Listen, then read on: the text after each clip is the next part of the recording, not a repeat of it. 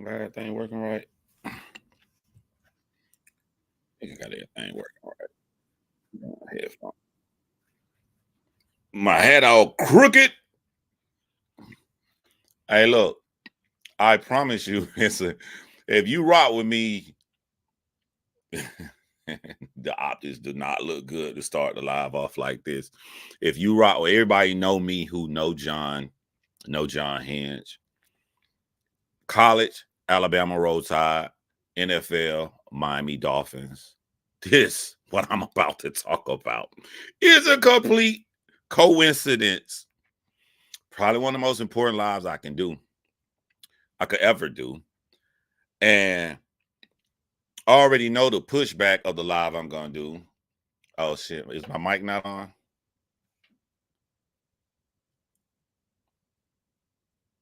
Testing, testing. My mic is on. What is you talking about, Ems? What's up, Ems? I don't need this tab. I need this tab. All right. So I'm going to jump right into this thing. You can go back and rewind it if you need to go back and rewind it. But I need to teach these young people about how stuff really, really works in the streets. I need to teach y'all something because you're gonna lose your life with the way you see the world. You're going to lose your life, right? So I'm gonna jump right into this. We knew from yesterday that Canadians pretty much jumped Rick Ross. And you can go back and look at my live from yesterday before anybody was posting their lives, before anybody said anything, before I saw anybody video. What did I say on my live? I said, what's worse than Rick Ross getting jumped by Canadians is Drake clicking like on the video. And I thought that was going to go over people's head, but some people talked about it. DJ Akademiks talked about it. But the biggest clip that hit me this morning was Uncle Luke talking about it. And I'm listening to Uncle Luke and I'm shaking my head and I'm sitting here and I'm like, I said this was going to happen. I said this going to happen. Drake is not from the streets. But him clicking like is the most dangerous thing because now it's no longer a rap beef on wax. I'm gonna break this shit down for y'all, and I'm gonna tell you, and we're not talking about white people versus black people. We talking about the younger generation versus the older generation. Because the younger generation are black kids. Black, like if you're in your early 20s, your late teens, the early 20s, the way y'all view life is as backwards. And what you got working against you is that as an older person who's 44 years old, younger people are way more mentally tough than we are. See, older guys will never admit that. They will never tell y'all little young niggas is way more mentally tough. Unfortunately, because you're mentally more tougher than we are, is gonna work against you. But before I go in and break this shit down, I want y'all to hear what Uncle Luke said, especially for the people who saw my live yesterday. But listen to what Uncle Luke said. I'm gonna play it right now. Boom. Asa.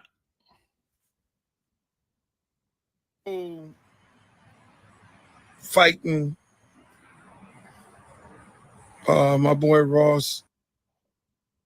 Hold on, I'm gonna do two things. First, I'm gonna make it full screen. Then I'm gonna change where we both even or where I'm a little bit bigger. Yeah, do it like that. I like that view better. And his guys in Canada. That's unacceptable. It's unacceptable. Unacceptable. That don't happen. That don't supposed to happen.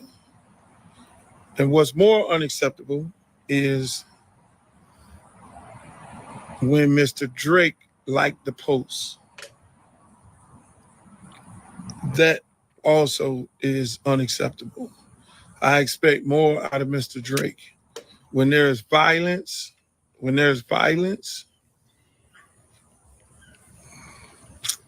you don't condone it. You should be bigger than that. Mr. Drake, you should be bigger than that. When there's violence, you don't condone that. You don't like no What's posters up, and all Roberto? that, What's up, because Brown Sugar? here's what happens. There's always a backlash of it all. Here's what happens when now you've inserted yourself, even if you were not involved. Half of the country think you set the man up. They book a show in Canada, and you send your goons out there to agitate and start a fight with Ross, and y'all do what you do on the TV. Half the country think that. When you, Mr. Drake, like the post, you just inserted yourself into violence toward Mr. Ross and his crew. Now, let me just say this. As a broker of peace for Tupac and Biggie, I seen how this shit end, man. I mean, these other young guys, we're going to have a conversation with a lot of these other young guys who dying these senseless deaths and these songs and all that. Y'all brothers are talented. Y'all got to understand, y'all talented. Y'all don't need that. Y'all talented as fuck. Y'all getting people to buy the records. People are buying your records because they like the music. They like what you're saying in the records. So leave it there, young fellas. But now these grown ass ones right here, Mr. Drake and Mr. Ross.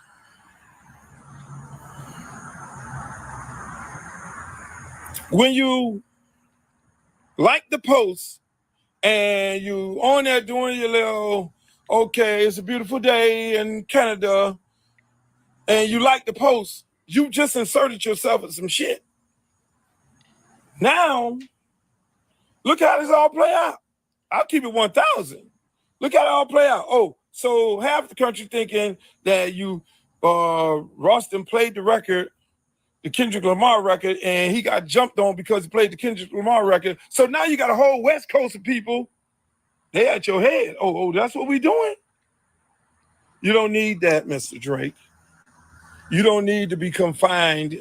You're too talented. I like you. I got friends that like you. I don't know you personally. I want him to say one thing. Don't need to know you personally. One thing. But you're too talented to insert yourself in some shit that you're not really about. That's what I was waiting for. That's what I was waiting for right there. To insert your shit of what you're not really about. Did I not say yesterday that it's not just Miami or whatever, like, oh shit, we gonna get some get back? Did I not say it would be the West Coast too? And the reason it will be the West Coast is because the West Coast is not looking at Drake like a street nigga. They looking at it, he a rapper, and our God, Kendrick Lamar, won. So we just laughing. It's funny. We not thinking on those street terms and no shit like that. But when hands are put on people from playing our God's song, the street niggas are like, oh, okay. We didn't know you were taking to that level. Now that we know, we gonna treat you like some street shit. Now you got a real issue. And so I saw Luke say this shit this morning, right? But more importantly, I went to the comments. And here's the gist of the comments. I'm going to break down why all y'all motherfuckers wrong. The gist of the comments is using the argument of right versus wrong. Example. That's Rick Ross' stupid ass for going to Canada playing a diss song about Drake in his own country. That's your argument. I'm going to break that down. Your other argument is, why ain't nobody say all this shit when they shot Drake's security guard? That's your second argument. Then the third one was like really perturbed. The third argument was like, so y'all saying Drake clicking a simple like on a post can affect his life. And I thought about these three things that y'all were saying, and it made me afraid for my younger generation. And then I realize your issue. And it's not, and I'm not just putting y'all down. Like this come with my children too. I am from the motherfucking hood. But because I provided a better life for my children, they are not from the hood. When you are not from somewhere, you go base your opinion off of highlights. I understand why people feel the way they feel when you base yourself off of highlights, and there are details you don't know. But this YouTuber gonna let y'all know the details that y'all don't know because y'all not from the motherfucking hood. I'll give you an example. Michael Jordan. I can understand why these young niggas be talking this shit about Michael Jordan when they went around to see him play. Because when you go on YouTube and you look up a Michael Jordan highlight, all he is a regular 6'6", 6'6" tall black man. Like there are many people his height in the NBA. And all he doing is a little Jake turnaround float jumper, fadeaway. If that's all I'm seeing in the highlights, I don't see what led up to that, to why this simple move is always working for Michael Jordan. I don't see how Michael Jordan set that up from the 3 plays before that. I don't see how Michael Jordan got inside the guy's head. I don't see none of the nuances. I just see a nigga turn around, do a fadeaway. And when I see guys now in the NBA who are as equally or more athletic than Michael Jordan, why would he be special to me? Because you didn't see everything. You saw a motherfucking highlight, nigga. And this is why y'all get the street wrong. This is how the younger generation, who we did a good job from coming out the streets and putting our children in a better place. We didn't ever wanted y'all to be street. We wanted y'all to be the way that you are. We just didn't expect the arrogance that will come from that. The highlights y'all see are 2 people. Y'all see someone that's street and someone not from the street. And because you have this, like this binary train of thought, you lump everybody from the street in one fucking category and you react off that fucking category. And when you feel like you have found a loophole to get around this category, you go online and you talk shit. Now, earlier, I said that the younger generation is tougher than my generation, and you guys are. The reason you guys are tougher than my generation is because the verbiage that's said online that could be very offensive is normal for you guys. It's nothing. You don't feel it. It don't hurt or sting you guys like that because it's how you grew up. How you grew up become your norm. So anything someone says online is just shit talking, and you guys are so much more mentally tough than we are. It just stays shit talking. So you can't comprehend. You can come out and say bullshit like, wait a minute. You saying y'all want to fucking kill Drake because he clicked like on a post? Because you grew up in a generation that's all y'all do is talk shit to each other. And I love that you guys are more mentally tough because being more mentally tough keeps you out of trouble. The problem is we're not dead.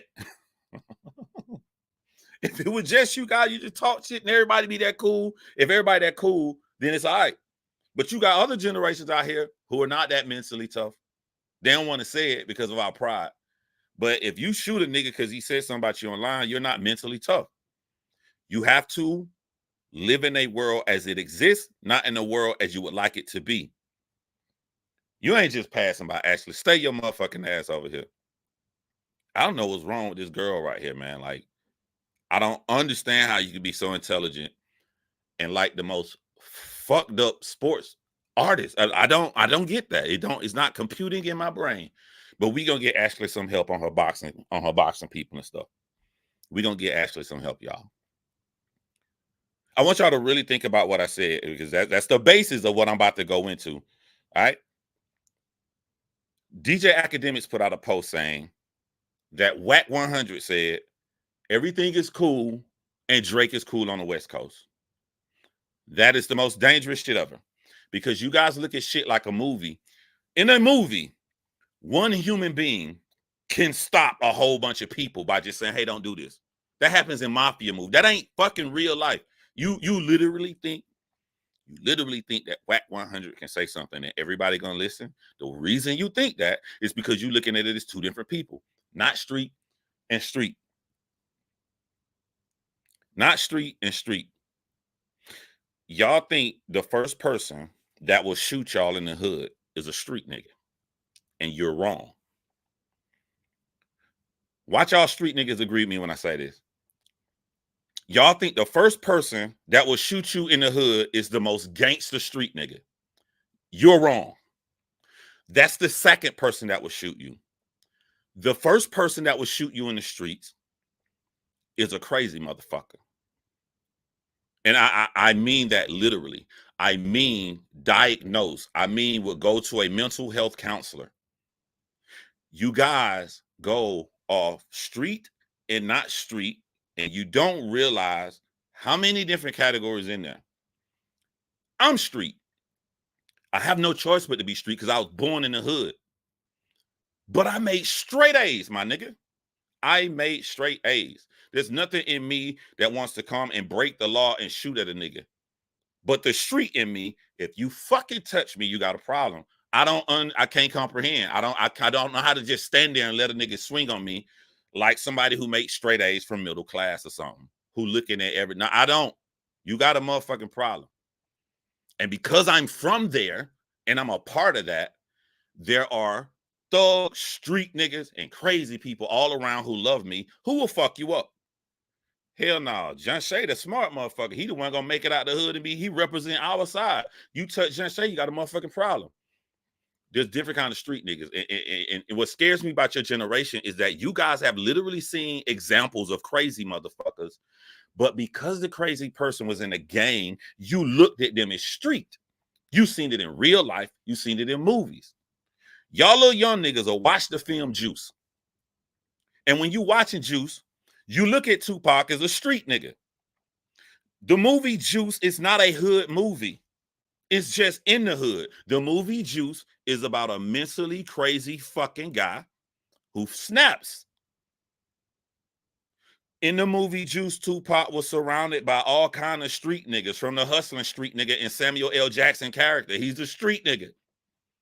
From a smart street nigga, Q, who's more like I am in real life. He's a street nigga.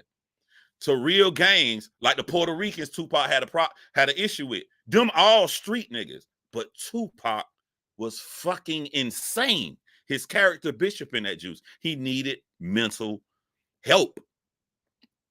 But y'all don't break people down to categories. And there's a reason I'm honing in on crazy. Because you can control a street nigga to an extent. You can't control crazy. I'm going to give y'all a real example, a real life example. If I ask you who killed Nipsey Hussle, you're going to tell me a Crip street nigga. You would be wrong. Nipsey Hussle literally died by a crazy motherfucker. He was in a crazy house. He took fucking mental pills and shit. He was crazy, my nigga. A street nigga who wants to kill Nipsey Hussle does not walk up to Nipsey Hussle in broad daylight on foot, shoot him, stand over him, kick him in the fucking face, and shoot him again on a rash decision over something that wasn't that deep. That's a crazy motherfucker.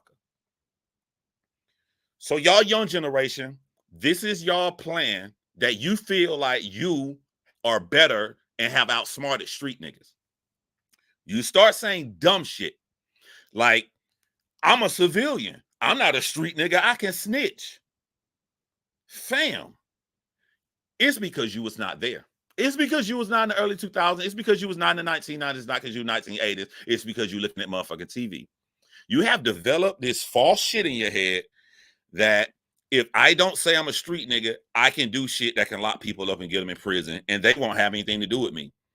I can snitch on a nigga, and he can run up to me to kill me, and I can just say to him, hey, I'm not a street nigga, and they're going to let you go and go, oh, man, damn, I was going to fucking beat the shit out of you because I thought you were a street nigga. Now I know that you're not a street nigga. You can go on. Where has this ever been true in the history of niggerdom? Most street rules come from wanting to be Italian mafia movies. Have you guys really paid attention to an Italian mafia movie? Black people, Italians, and Mexicans. I'll give you an example of all. Tony Mazzarelli's Pizza. the little innocent guy who's working hard for pennies in this Italian neighborhood for his family, who has nothing to do with the mob. Did he ever go up to the cops when he saw a shooting in any of these fucking films and say, I'm going to tell you guys everything that happens? Nothing's going to happen to me. I'm going to stay right here and still run my shop. They're not going to do anything because I'm not street. I'm a family man. Or if Tony Mazzarelli would have told on the mob, would they not have killed him and everybody in his entire fucking family? Since when do you not having to be street that you can do this? And y'all niggas really think you found a loophole? I'm snitching. I never said that. Okay, snitch on the wrong motherfucker. Snitch on the wrong motherfucker. You guys come from a generation to where you're so intelligent. You guys are so smart, y'all in the younger generation, that you can sit there and you can play a video game and you done map that whole board out. You know what's coming around this corner, and I sit and I watch you play the game, and I'm amazed at how good you are. Dot, dot, dot. You shoot everybody in the video game. But what happens is you sit there, you smile, you laugh, and you have one little lapse of judgment, and right from the top right corner, boom, I got sniped you. And you like, damn, I forgot about that spot. You respawn, and you already knew everything perfectly. You just had that little lapse of judgment. So now you know that spot. Now can't nobody touch you. In real life, you don't respawn. So in real life, when these motherfuckers die, is that one tiny moment. And the niggas that teaching y'all this shit have already fucked up. DJ Akademiks said he stopped by the store one day. He was with his girl just to get gas. And he said some guys approached him. That tells me that DJ Akademiks is alive right now because he probably ran into some street niggas. He didn't run into that crazy motherfucker. Drake had a beef with Meek Mill, and to shit on Meek Mill, he decided to perform in Philly, where he's from, and make Drake look more street. Drake set it up perfectly. I got all this security from the airport blocking me all the way to the fucking stage. And then when Drake came out, they got video of Drake walking from the back of the stage back to his limo to get in, hop out, leave, sound real cool. He ain't going the streets and then. He just want to do that quick thing to have the image that he went into Philly. All that told me is that street niggas said, we would kill this motherfucker, but we can't. We'll get caught because he's surrounded by security. That doesn't work with a crazy motherfucker. All that tells me is that no crazy motherfucker ran into Drake. A crazy motherfucker, a street nigga wants to make an attempt to get away. A crazy motherfucker ain't thinking about none of that. He's standing right there when you come out with all your security guard. He's shooting all the security and shooting you too. He hasn't thought it out in his head. I can die right here on the spot. I can get arrested. He don't give a fuck about none of that shit. None of y'all rules that y'all got protect y'all from that crazy motherfucker. And you don't know he exists because you're looking at a fucking movie on TV. And in the movie, all you see is good, innocent citizen, street people. You don't see the details of what goes on that we see when we grow up in the hood. When people in the hood get unnerved, they not unnerved by that boss street nigga. You know what the boss street nigga do to kids in the hood? Kids in the hood love the boss street nigga. When little kids come around the boss street nigga, they smiling and happy because he got a fat wad of money and he just gonna hand it out. You know how much motherfucking money $10 was? Man, if I got any kind of allowance, it was $1. We know how to break the dollar down in the 90s. Watch people in the 90s agree with me on this shit right here. You get $1, you get a quarter bag of chips, the little Frito Lays was a quarter bag of chips, you get a 50-cent Coke, the candy Coke with 50 cents, and then you get a quarter Debbie snack. 25, you break it down to $1. All you trying to do is get the 4 cents on tax. That was your meal right there. You got the chips, you got the sweet, you got the fucking canned soda. The hood nigga with the bread got the cars and look good that we looking up to. When you walk past him, your mama can't give you but $1. He gonna give you $10. What the bitch? I'm rich. Niggas ain't scared of the street nigga in the hood. They scared of that crazy motherfucker who you can't talk sense into. You think that Whack 100? You think that Whack 100 can just call off everybody? Hey Drake, come on by. You good? You think a crazy motherfucker give a fuck what Whack saying? I'm gonna show y'all that y'all already saw a crazy motherfucker in real life. and you didn't realize it. You guys look at King Von like a hardcore street nigga. Everything I've seen about King Von to the documentaries, the mental makeup of King Von, he is fucking crazy. He's crazy with a thirst for simple murder. That is an insane mother big. A street nigga wants out of the hood, wants a better life. A street nigga kills when that's fucked with. King Von hung around street niggas. And you can tell the difference. King Von is a guy in the interview, street nigga. He okay with killing. They my ops. He not like some good guy that he's opposed. He like, okay, we can kill. But he was afraid of King Von. He King Von friend. He goes in an interview, be like, yo, King Von different, man. And like, nigga, we ain't even brushed our teeth in the morning. Like, we ain't even went to the school bus. He already up and all he thinking about is murder. Like, the street nigga couldn't even keep up with King Von because King Von was fucking crazy. When you can hear when he talk, you can see when he flipping, he get mad. Like, yo, you know what? I sort of want to know where you got a problem with me, but then I don't even care why you got a problem with. Just to tell it's an issue. All right, boom. Like, he crazy. He in y'all generation. Crazy gonna keep coming around and it's gonna be here forever.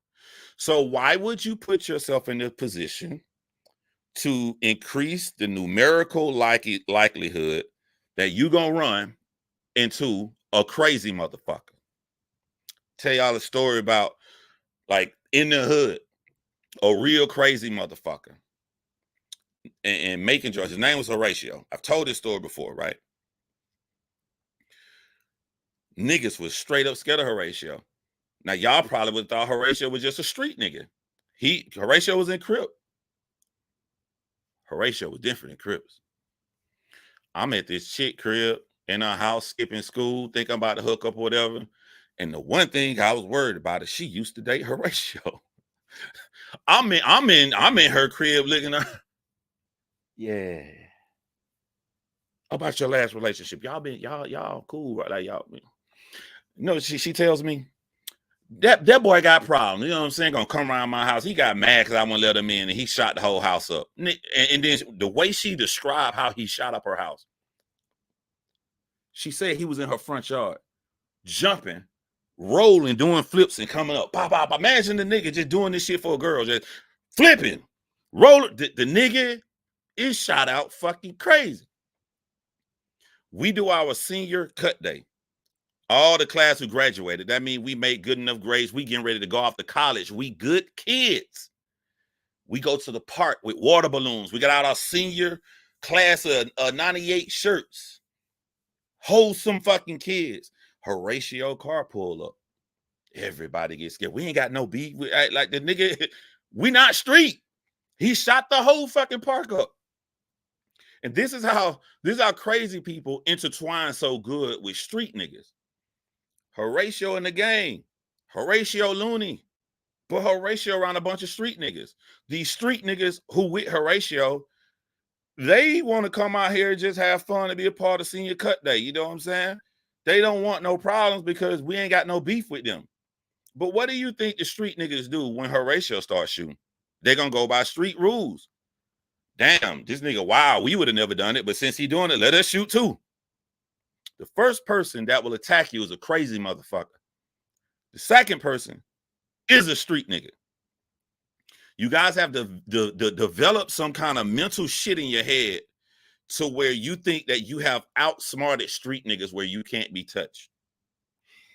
That leads me back to the first thing I said. Y'all said Rick Ross was wrong to play that song in Canada. Every time I hear y'all say shit like that, I be like, yo, these young kids really believe in this right and wrong shit. Crazy motherfuckers don't give a fuck about right or wrong. Y'all think y'all can say some shit that gonna make a nigga stop. A crazy motherfucker can be like, you know what? When Drake come down, we gonna kill that nigga. Let me read the comments first. Yo, the comments are saying that Rick Ross played the song first. You know what? They're right. Rick Ross kind of started it, so I'm not gonna kill Drake. No, nigga. They don't give a fuck about your logic. They don't give a fuck about your right or wrong. That don't change them. You feel safe in new numbers online because you're posting something and other people are agreeing with you. None of that helps the guy after he dead. None of that helps the guy. He's just dead. You gonna be right, and y'all gonna be on your comments, but he gonna be gone. His family gonna be crying. That's why real niggas who grew up in the hood understood the power of Drake clicking like on that. And I can even break it down further of like, I can understand why Drake would click like on that because Drake is not from the streets. Drake is like from the internet. He doing the internet era. So in the internet era, any unfortunate thing that happens to you, I'ma talk shit about. Drake don't even know he doing wrong. He like, what the fuck wrong? Me clicking like on it. Like Rick Ross clicked bad when shit happened to me. Notice Rick Ross didn't make no joke about Drake house getting shot up. He did. But this is a direct situation that Drake would make himself appear that he's taking credit for. So to Drake, I can understand why he'd be like, yo, why y'all bias in y'all rules. Why y'all mad that I click like on that right there? Because you're used to playing internet games. It's not internet games when you're endorsing a situation where someone could have taken my life. And it's different when it's on purpose. Drake picked on Rick Ross plane from crashing. If anything, that was far more life-threatening than Rick Ross getting jumped on. With niggas ain't got no guns. What's the likelihood you'll die? The wing coming off your fucking plane in flight, or you getting jumped on by a couple white Canadians? But why did Rick Ross not get mad about the plane? Drake picked on him. He could have died because it wasn't putting out as a purposeful taking credit for someone purposely trying to harm me. And we all know about Black pride. Drake picking on Rick Ross playing about the crash a couple days after they bragging about who got the most money. Rick Ross is going to instantly come and try to joke to defend his pride on money. He going to instantly post something else, some Bel Air, some new watches, some new Rolls Royces. That's the get back, because the insult about the plane was a financial insult. This is an insult about you getting fucked up by me being the big guy. So the comeback from that is to show you I'm the big guy too. When you from the streets, you see shit that other people wouldn't see. Like everything Luke said was positive, but to me, I heard Luke purposefully leaving out Miami. He paused himself and he explained how Rick Ross getting jumped on could lead the West Coast into it. They're like, all right, niggas, how you coming? He's absolutely right on that. But the other half of that was Miami, my nigga. You don't think people itching to get at Drake if he lands in Miami when he got property in Miami, if that happened to Rick Ross? And I know Luke didn't mean to do this, but Luke is so powerful in Miami. Even Luke speaking on that in the way that he spoke on that to try to bring positivity, it lets a crazy motherfucker think, but this is what they expecting. You know what I'm saying? They expecting us, you know what I'm saying, pop off on Drake. He said it right. Yeah, you know what I'm saying? You can't be doing this. It can kind of work in the opposite direction to where now Rick Ross, one of our big legends, rap legend. Luke, one of our big, he know how we get down. He know what's coming. It could probably egg it on even worse, even though he meant something positive about it. To where this solidified it. This coming from a nigga in Miami, yo. You should not have liked that. See, crazy niggas, that's how they think. Luke told crazy niggas, Drake should not have liked that, and Drake liked that unapologetically.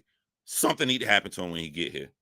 And it's really hard to protect yourself from crazy niggas because the things that push a street nigga back or push somebody of intelligence back that wants retribution don't work on crazy niggas. They don't give a fuck.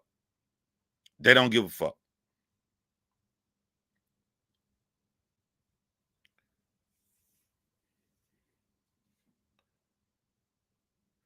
One other thing that Luke said in the video, I didn't play it, but if you keep listening to it, he said the name Sam. When y'all watch that video, it's a famous person, Rick Ross, and a little side characters, because y'all motherfuckers like watching TV. So when y'all like watching TV, in your brain, you only care about one motherfucking person. The other people are like, yeah, you watch Batman, you watch the Joker. You waiting for Batman to fight the Joker. When Batman walk in that room in 1 nanosecond, bop, he punched one of the guys and guys fall. You don't give a fuck about him. He goon number 1 in the credits. He ain't even got a name. He just goon 1. And then Batman goes to punch goon 2. These are real fucking human beings. That nigga Sam in Miami, I don't know him. I'm just throwing out the possibility that nigga Sam could be that nigga. They took his chain. The nigga chain was this big. He got to be somebody of importance. So while the world only going by popularity and go by the name Rick Ross, it's niggas in Miami who mad because they saw that Sam was knocked out cold and robbed by some Canadians, and the way they looking down upon you.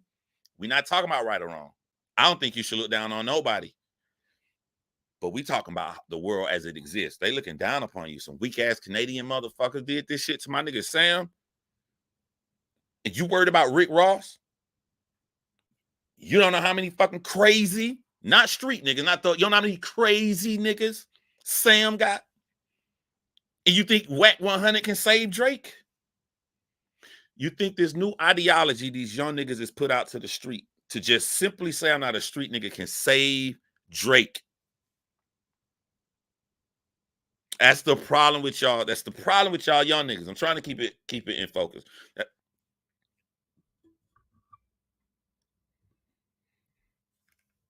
There we go. I had to get my nose in the camera. Get that nose, it focus on that nose. The camera, oh, we got him now. We just gonna watch that motherfucker.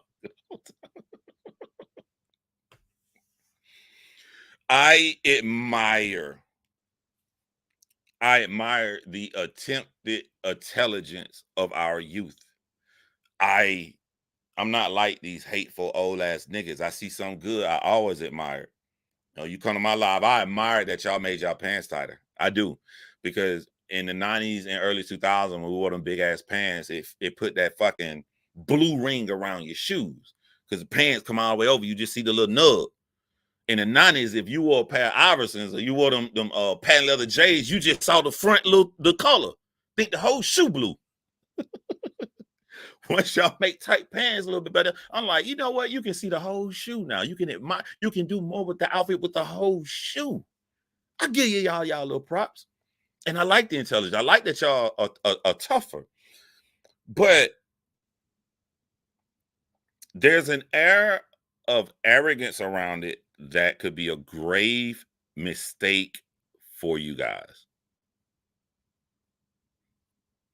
Street niggas simply means someone born in the streets, someone born in the project, someone born into poverty. In that are all different kind of personalities.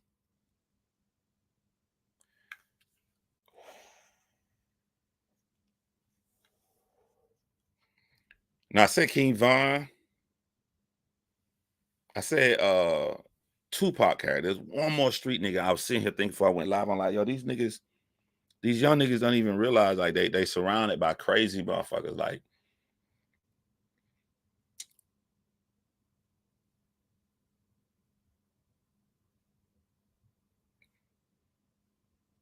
when you be in the hood, and it could even be it could even be people on your side that you grew up with. You know, when you sitting at the gym or you sitting at the basketball court and y'all talking, half of them niggas in the gang, half of them niggas got guns, but you still feel safe. You feel them, these your people. You grew up with these guys since you're 6 years old. You're not worried about none of these street niggas. I can slap one of them niggas. Bah! He gonna put his gun down and fight me one-on-one. We grew up together. He ain't gonna shoot me. He ain't crazy. But everybody know the tone change. I might say when the crazy motherfucker walk up, nigga that had the same shirt on for 5 days, don't know where he live at. He just be appearing out the woods like Homer Simpson. What the fuck? And the whole atmosphere just changed. Let me tell you, do y'all know how hood niggas use the crazy guy? Because they know he crazy. He will crash out for them. And y'all think people crash out because they gangster, they hard.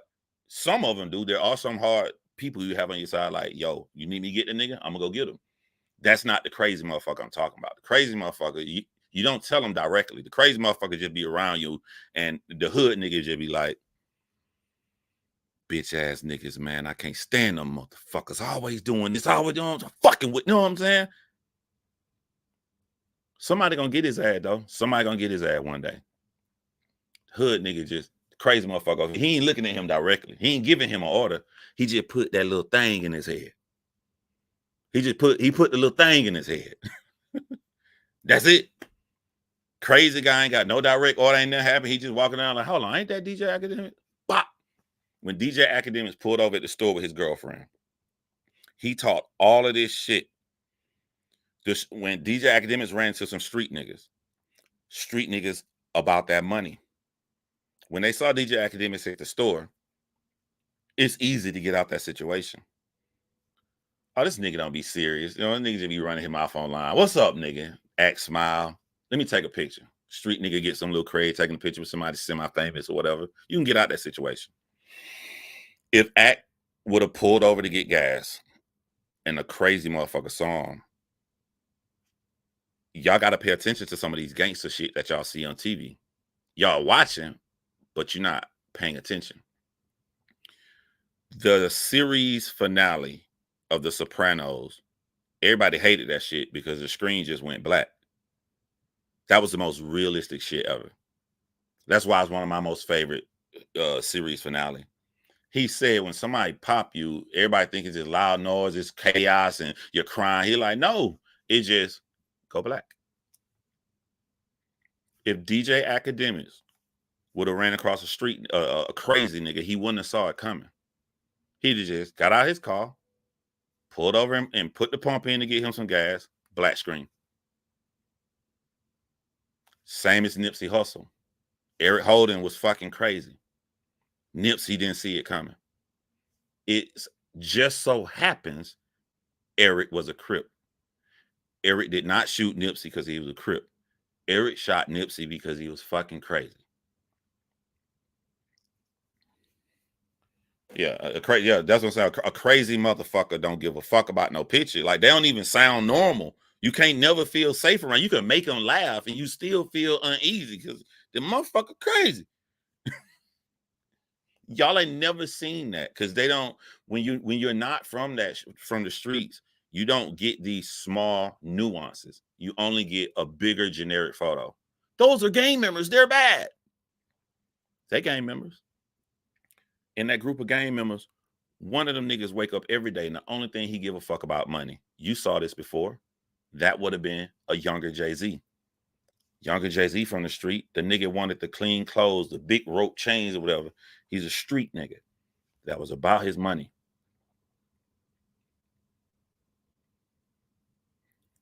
One of them niggas that you just stereotyped over there is an organizer. You know what I'm saying? Like you saw with Rakim. Rakim, what's the light-skinned nigga name in Juice? He keep his guys on the check because he love his people that he grew up with, and he don't want them to go do nothing crazy. You didn't stereotype all of them. They got all different kind of personality, bro. He keep them in check. One of them street niggas is actually like you're stereotyping. He motherfucking gangster, and he will kill you. But he has to wait because he don't want to go to jail. It has to be set up to what he feels is perfect. Because a lot of them make stupid ass mistakes anyway. So he don't like you. He want to take your life. But you cool right now, my nigga. We in public, police around and shit. He the nigga that you see in the movie that go, I'll see you later. He'll kill you. But you safe. And then one of them motherfuckers crazy. The leader can't control him. Nobody can control him. You don't know when it's going to happen. You're not safe if you're standing next to a police. He will shoot you and blow your brains out and throw the gun on the ground and throw his hands in the air. He crazy. You take this and you look at just the law of numbers, right? I had to worry about some crazy motherfuckers when I grew up. I had to worry about the Horatios. The motherfucker actually shot at me. I told that story. I had to. It's scary, bro. I'm not finna come up here like it's hard. It's a scary fucking thing. Cause like after the nigga shot at me on the weekend, I go to school Monday. The niggas I was with pussy, so I can't ride in the car with them. So I get on the school bus. But because I got on the school bus, I wasn't hanging around after school like I normally do. I go to school next day, like, yo, Horatio and all the niggas came up here, bro. They came to the school to finish the job because he fucking crazy. Then you see him again and he forgot. Nigga forgot he shot at me. What's up, John Shay? I'm like, what the fuck? He crazy.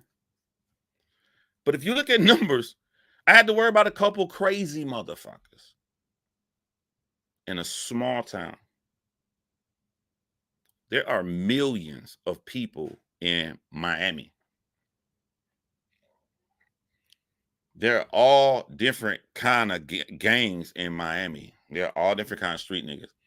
So someone who not of that life, Drake, has voluntarily put himself into a position to where you will never see it coming. There's no plan you can corroborate with your security street team when you get there. That shit don't work on crazy. And you've opened yourself to that amount of fucking crazy motherfuckers. And you just didn't do it in Miami. You did it in LA too. Why would someone do that to themselves? White 100 can't save you. DJ Academics can't save you. All they're going to do is talk about it after you die. But when it comes to your story, your one life you had to live, screen just goes black. No respawn.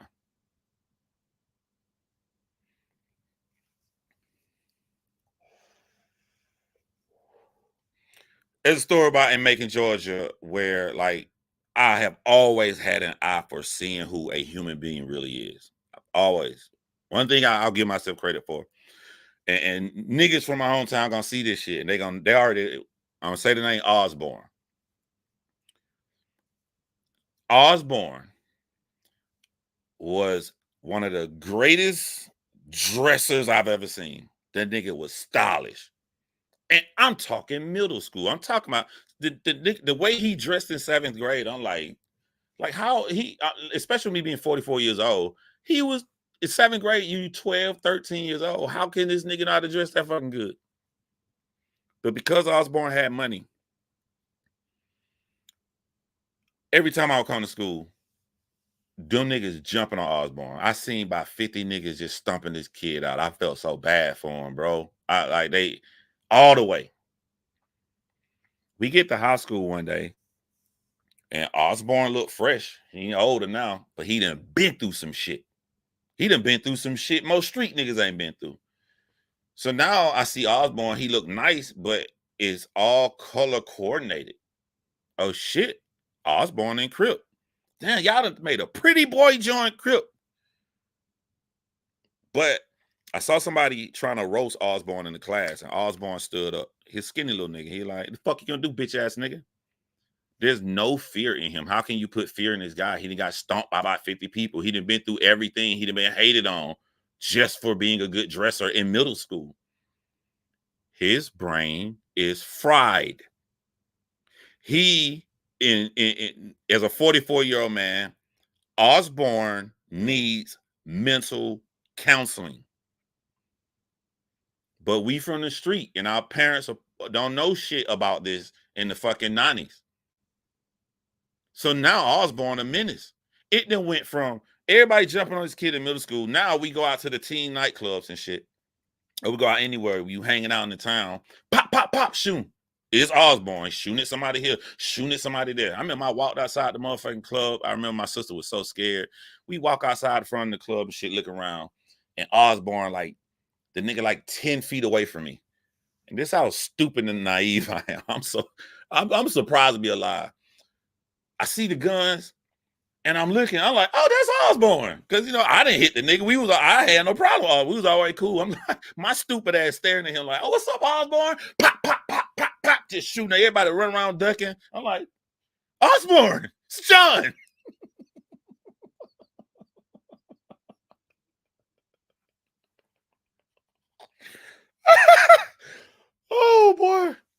I really must got 9 lives. I'm talking about when you see the sparks and you see the chrome at nighttime, a nigga close to you, bullets just flying past me. Nigga shot the whole club up. My sister running around, everybody going crazy. I hear all this screaming and crying. She looking for her little brother. She ain't give a fuck about nobody, but she just looking for me, her brother. She, my sister find me. I'm like, fuck you mean? I'm good. That dream world of reality hadn't hit me yet. The ramifications of what just took place. I could have died right here. Then Osborne goes to this party. And now Osborne is fucking crazy. Like, this nigga shooting everybody. He just itching. Like, the nigga is, he went from a bitch ass nigga to ain't nobody fucking with Osborne, bro. Like, you see him, you might need to run and leave. He lost it. He goes to a party. He got a problem with this one brother. And it was a rec center of I think Davis home of a project. And so when you leave out, it's in a single file line. He see the guy he got issue with is one brother.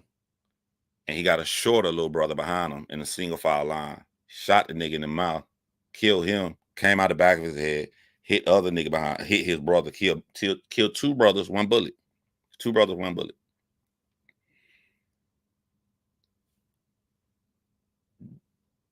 Y'all see street and gang shit. When I replay the story of Osborne, I see PTSD and a bunch of mental issues stemming from some very harsh treatment. And it created a crazy motherfucker who you can't reason with him, you can't tell him nothing. All that shit out the window. Do you guys, y'all young guys out here who just stereotyping all street niggas, do you know how many fucking Osborns there are in LA? Do you know how many Osborns there are in Miami?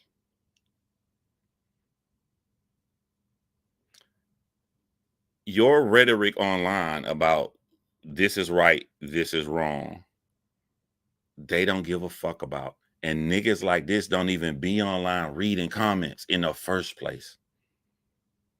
Most of these niggas don't even got a phone. I got cousins and family members. I got a cousin just got locked up for murder 3 weeks ago. 2 years older than him. He wouldn't even fucking street. Just got locked up for murder. That dude died. Dude died of the bootleg. I haven't been in communication with my cousin. We grew up in the same household like brothers because all the grandkids stayed together. Reason we ain't talk, I can't know this nigga ever lived. He just hopped from house to house.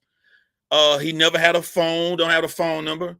The nigga never got nothing on social media. Nigga never had no MySpace, no Facebook, Instagram, none of that shit. It'd be like a fucking when the murder happened on his birthday in April, celebrating his birthday. I wouldn't dare say he got into a fight with somebody that always kept fucking with him. I was just happy to see a photo of him. I ain't seen my little cousin. You know what I'm saying? Like a lot of these niggas ain't got no social media.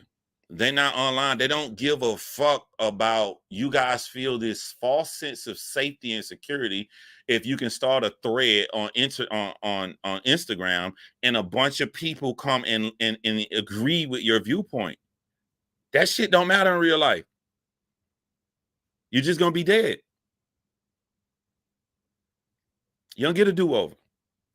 Yeah, they give no fuck. That's what I see when I sit back and I just be reading comments online.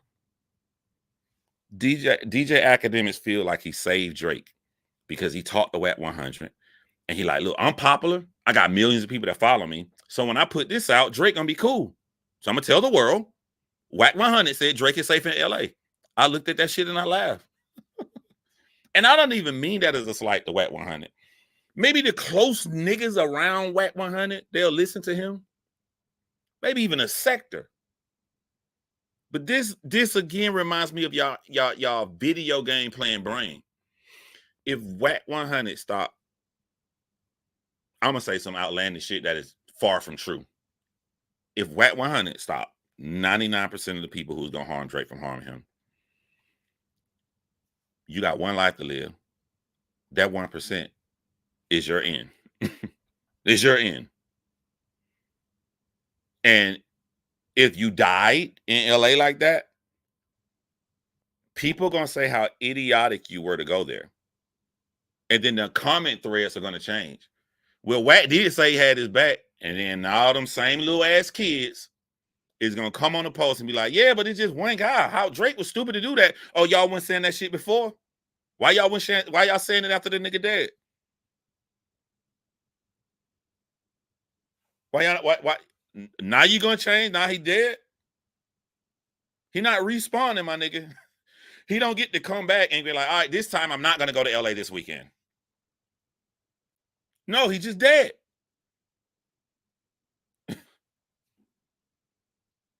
Because y'all motherfuckers is crazy and not in the mental way. Y'all just do some stupid ass thinking. I want to be clear. If people from LA wanted to harm Drake and Wack said that he don't want it to happen, I'm gonna show y'all how insignificant that is.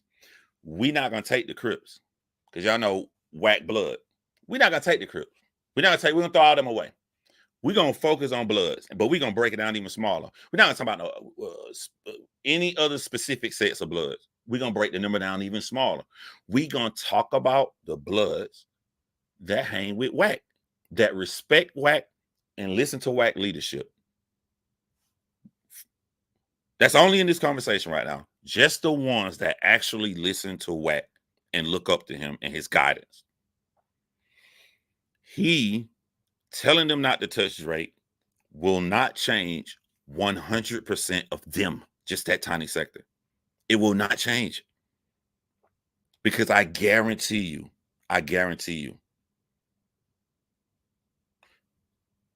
on the different kind of street niggas I was deciding, I know what kind of street nigga Wack is. Wack is the fighter. I saw two niggas inside a video come up to Wack. He fought both of them. He didn't go reach for his gun. He didn't call his niggas. That's the kind of street nigga. Wack is the fighter. That's what he do. He gonna jump up and fight you. For Wack to have made it this far in life, in Wack's small circle that look up and listen to him, he got at least 3 crazy niggas. He got at least 3 crazy niggas. At least. And 3 crazy niggas in that crew means it's 3 people Wack does not control, because you don't control the crazy motherfucker. When I signed my rap contract 21 years ago and shit, like, and now I gotta go perform and shit. You know, you want to have some backup. You're gonna have your people there. And I'm looking at my niggas in the hood who I grew up with. I couldn't, to protect myself, I could not choose the most dangerous motherfucker. You got to make that shit medium, my nigga. Can't be a bitch. What's the point of you being here? You can't be the top, because the top is the crazy motherfucker. And people gonna look at me as a rapper and they think the rapper is the leader. But in real life, I know, because I grew up with these niggas, I ain't the motherfucking leader. I'm famous or bigger than them, but I know I can't control him. I know what he think about me. He like, Just get your little bitch ass back, nigga. I'm busting this nigga up. He ain't gonna listen to me. Ain't nothing I can do. I'm in trouble. I can't control him.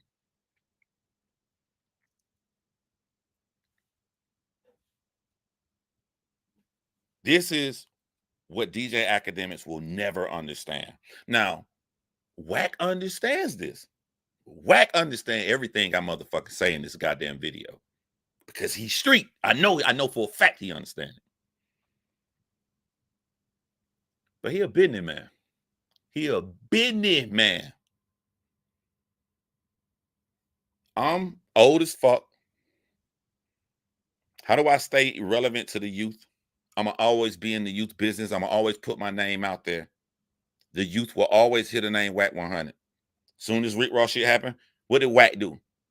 Hey, y'all hearing all this shit online, but if you really want to find the details and the people involved and the names involved, come check out me, Wack 100. And now you got DJ Akademiks saying He got enough pull to stop Drake from being hurt on the West Coast. The nigga didn't even say LA. He said the entire West Coast. Nothing I'm saying is foreign to Wack. Wack is playing off the ignorance of DJ Akademiks to stay relevant and to continue to achieve money for his family. But he know about the crazy motherfuckers. He know it. It wouldn't be nothing he could say against his life. He know it. Name me some rappers that died, because I'm old. And I tell you, if the person that killed him was gangster or motherfucking crazy. I'll let you guys know, since y'all see everybody, it's the same thing. Yeah. And again, the reason I bring up Act getting gas is because Act likes to go live and brag that, look, I'm rich, I got money, I'm gonna have security. Like they think they got a cheat code where they have 100% solved any issue. You die from the 1%. You may have 99% solved a lot of issues, but you only got one life to live. And so when I picture DJ Akademiks getting gas and people walked up to him, that if you did that, you ain't 100% got it covered, my boy. One of the most dangerous things I worry about DJ Akademiks, it may catch people off guard, is the little baby situation. I worry about that, the little baby situation. Like, if I feel, and remember, niggas will kill you off their feelings, they won't kill you off reality. If I feel that I had the whole world under my realm and I can do no wrong and I'm dropping all these hits, and the initial point of hate came from DJ Akademiks stream putting me down, and that started the outpour of people feeling cool about this. Now, you young niggas is already ready to go against me, because you young niggas ready to debate of what actually it is, when you didn't hear me just say it's about how a nigga feel. Because I know what you young niggas gonna say. Nah, when he went to the boat party with the white people all around him and made him look weak. Nigga. Niggas ain't gonna kill you off reality. They're gonna kill you off how they feel. If he feels this way, you guys got this fake shit in your head. They're like, do you understand how powerful Lil Baby is in Atlanta? I don't know the details about the crazy motherfucker in LA. I don't know the detail about the crazy motherfucker in Florida, Miami. I can kind of guess, since some motherfucking Florida people crazy. But I know the crazy motherfucker in Atlanta. I know how they gonna walk up to you. I know how they gonna talk to you. I can look like, nah, this nigga here on some other shit, man. Tell you, I saw a dude named Derek I went to high school with. This shit was funny in here.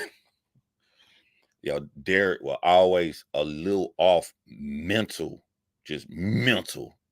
That nigga saw me in a white people club. I was in a white bar. Last place I see this nigga. And he came in there, and the nigga whole eyeball looked black. All this shit looked black. Nigga said, John Shay. I'm like, what's up, Derek? Nah, what's up, nigga? I ain't never in my life had no beef with this nigga. We ain't never had no issue. I see him, we cool, we dap it up. But no, my boy Derek went to high school. Give him a drink. This how Derek talked to me the whole night. They go somewhere after this. Yeah. Me, I'm chilling. Shit, what's up? You know, after party, my nigga, where we going to? Just follow me. Now, at this point, something wrong with this nigga. I don't know what's wrong with this nigga. But whatever the fuck he talking about going, I am not going. I'm gonna get out this situation. I'm not motherfucking going. Something off. The nigga didn't crack no smile. Nigga didn't do nothing. It just nigga looking around. I know the owner of the white bar and shit. We homies. I used to hang out there after the bar closed. We be playing video games and shit till like 7 in the morning. Goddamn, I'm texting him like, hey, this nigga shot the fuck out crazy, bro. I don't know what the fuck wrong, but it started reminding me of how crazy Derek was. He a little off in high school. So we get ready to leave and shit. I get in my car, and y'all gonna know I'm telling the truth if you from Macon. See, Macon got 2 interstates. It got I-75 and it got I-16. and I'm downtown Macon. When you leave, it's gonna turn to a Y in the road. You go left, you on I-75, you go to I-16. Motherfucker, I'm following Derek ass and the nigga driving. You see him, Michael, nigga driving like this. I'm like, this nigga, I believe this nigga really finna take me somewhere and kill me. I'm not joking. I'm not exaggerating. I really think for no reason at all, this nigga finna kill me. We get to that goddamn Y, and he turned on I-75, and I hit that guy, boom, turn on I-16. And I know he wouldn't catch me after that. I ain't seen that nigga in my life ever since. But my confirmation, when the nigga saw me turn on I-16 and I can see him through his window, like, and then he could do, the nigga did like that right here. Nigga about to crash. He looking at that nigga was heated. That nigga, don't none of y'all little niggas ever talk about the people like Derek, because you don't know they exist, because you ain't grew up in no life like that. All you know is what you see on motherfucking TV. Street guy, and I'm a civilian. DJ Akademiks go to a store, and he go in, he get gas. Derek wasn't gonna say nothing. Crazy motherfuckers don't yell and scream. Crazy motherfuckers like pit bulls. Like one of the reasons I know in the pit bull series, when they find, if I see a lot of barking, rah, rah, rah, all that shit, like that, they just playing. I don't even get up. They just playing. And then the girl be like, oh, I'm so scared. They just playing. When you just hear the mouse smacking and you don't hear no sound, them pit bulls trying to kill each other. You don't hear, they don't do the growling and shit. It's on to the death, unless you can get a broom or something to jake they motherfucking mouth off. They about to fight to the death. Crazy motherfucker ain't gonna say nothing. They real direct. I just want to kill you. Derek, see, saw DJ Academics store, like, what's up? Bop!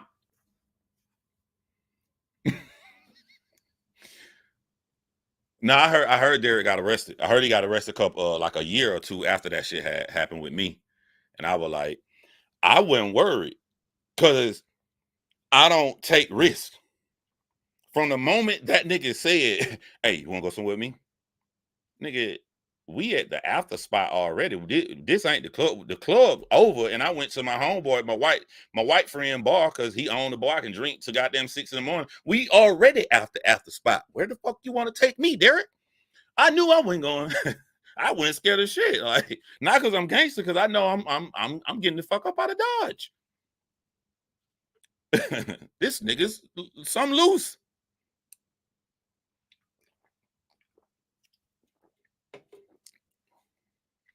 Y'all used to that TV shit, used to hearing, y'all waiting for a motherfucker to be like, yeah, what's up now, bitch ass nigga? You talking that shit online? What's up, old bitch ass nigga?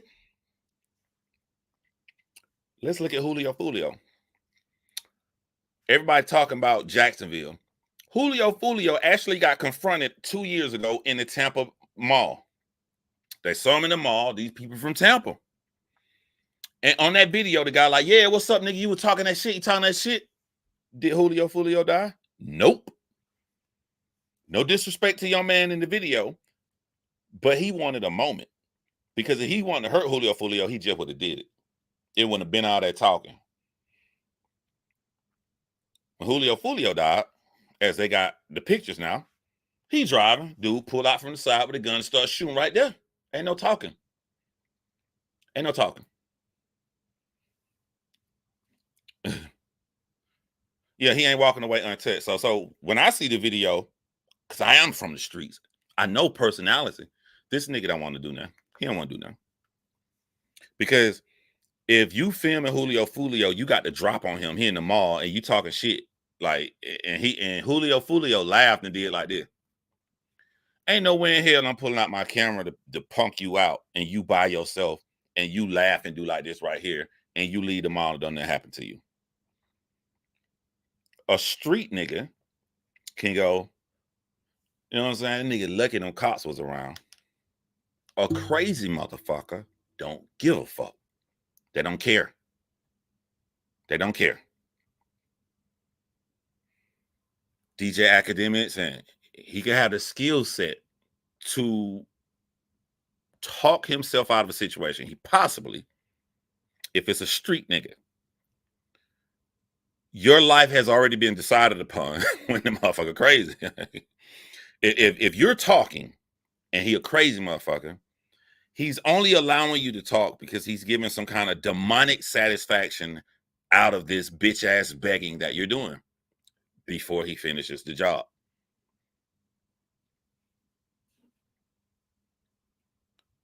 Yeah.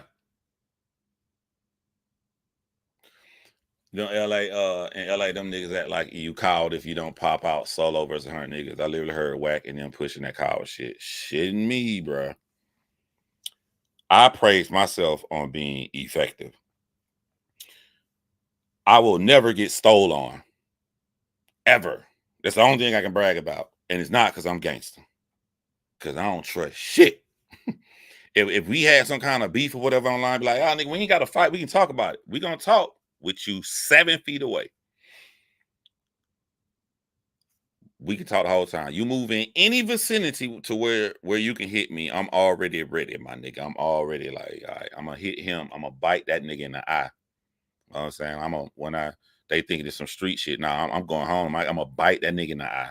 When they see the blood and that actual man was bit in the eyeball, a couple of them niggas may run off and be scared. I'm not here to be fair. Nigga be like, you bitch ass nigga throwing dirt in somebody's eyes. All right, you can call me a bitch ass nigga. I bet you won't come fight me though. Or you gonna have dirt in your eye. And then when you getting the dirt out, I'm gonna kick you in the fucking nose. I'm going home to my kids. Ain't none gangster about me. I'm effective. I'm not gangster. I get the fuck out of Dodge, get the fuck out of Dodge. If I feel that like this may be a situation that can keep happening and I don't want this threat up on me, and all my firearms are legally registered because I'm not a fucking criminal, I'm gonna talk shit to you. And I'm gonna put you in a position to where you gotta do something crazy. And I would be left with no point but just to defend myself with lethal action. I'm not going to prison. I don't have to worry about you no more. I'm gonna be effective any way I handle the situation.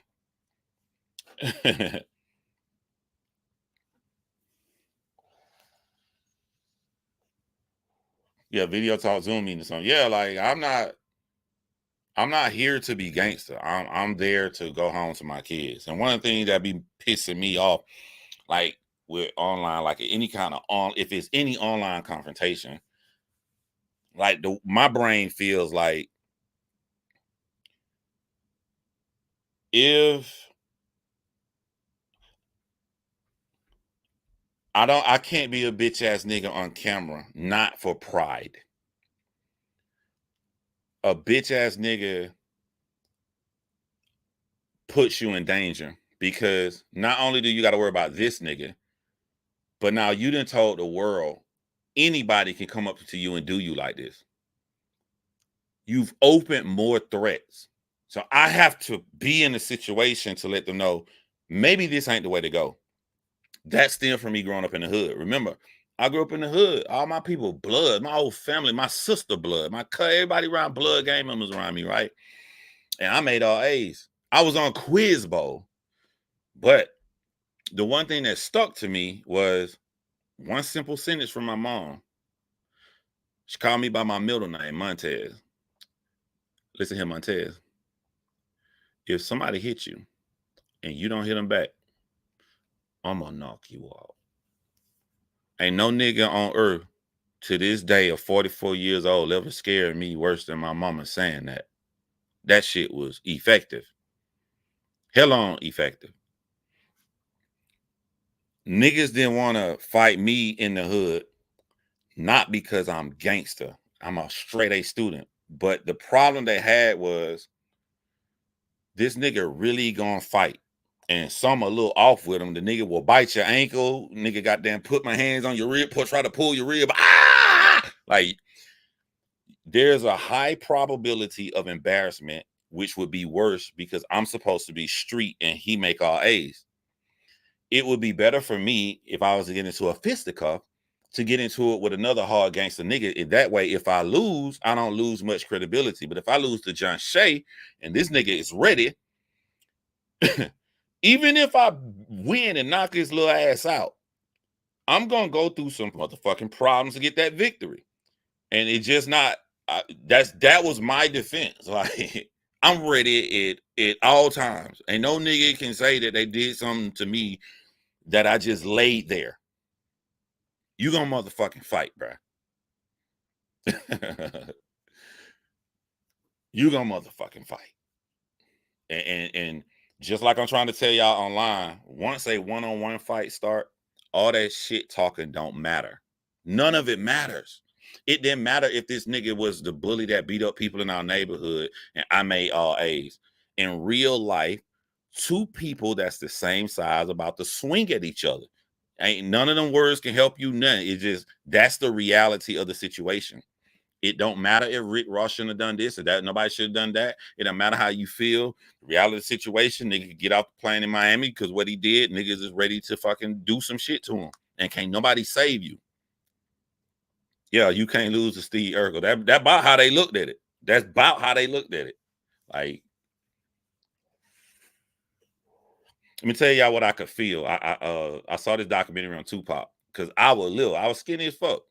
I felt Tupac's soul. It's like me and Tupac brothers, man. Them niggas said, yo, Pop was little. So he's fight all the time. Nigga kept running his mouth. That was me. I had a little ass voice. I didn't have a deep throat back then. Bitch ass nigga. What's up, bitch ass nigga? They said Tupac had somebody went to this karate instructor and like they told him like Tupac asked him because he always got taken to the ground. What you doing on the ground? They were like show Tupac how to kick up. I be damned if Tupac went in the next fight. They threw him to the ground. He was kicking up. Pop. Pop was landing that nigga, hit him in the head. That was me. Any advantage I'm finding out, like, all right. So if I learned this right here, so let me tell you how my brain worked. Like, right in 2000, yeah, I bought that car. I had a 1996 Caprice, and the dumb shit we did in the hood back then was you put a bunch of TVs in your car. So I had the Caprice with little spinning rims on it and a bunch of TVs and backseat TV in the corner going out. That was the flossing shit to do 24 years ago. So you try to play the most outlandish shit with all these TVs in your car to floss and shit, right? So I would do different shit. I play like Shrek because motherfucker was playing porn videos and shit. So then I ordered these collection of DVDs called Ghetto Fights. So I would play Ghetto Fights all in my car and motherfucker looking inside and shit. But what people didn't know, I really was studying Ghetto Fights.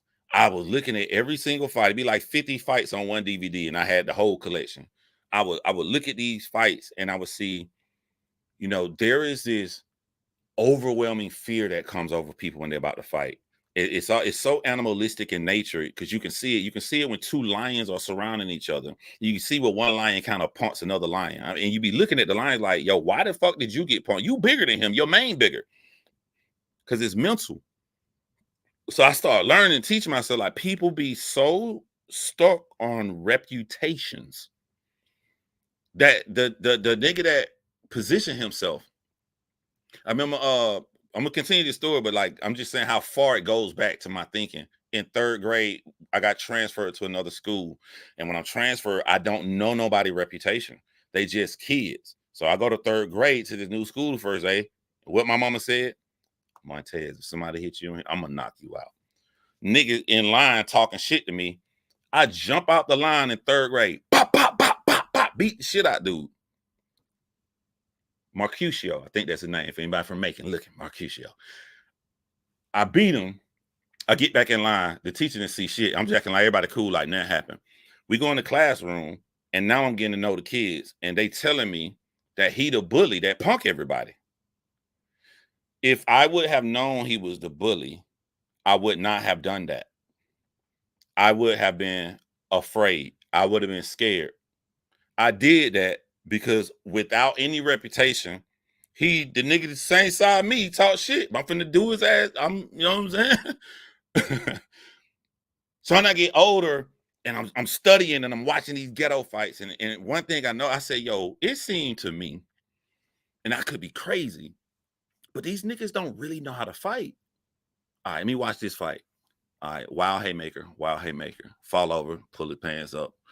All right, they do the thing. They got their guard up, but like the nigga at such a weird angle, like you can't even generate power that way. I'm literally studying these motherfucking fights, and I'm seeing what everybody is doing. They're using intimidation and all this shit. They really don't know what the fuck they doing, and the fights don't even last for like 30 seconds.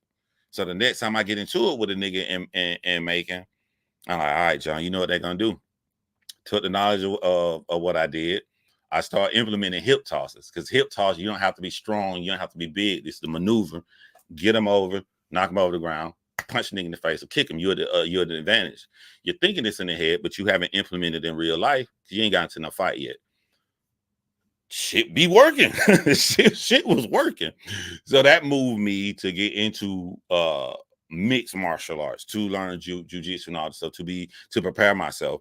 Like I'm just studying, like 95% of the world is based upon fear and intimidation.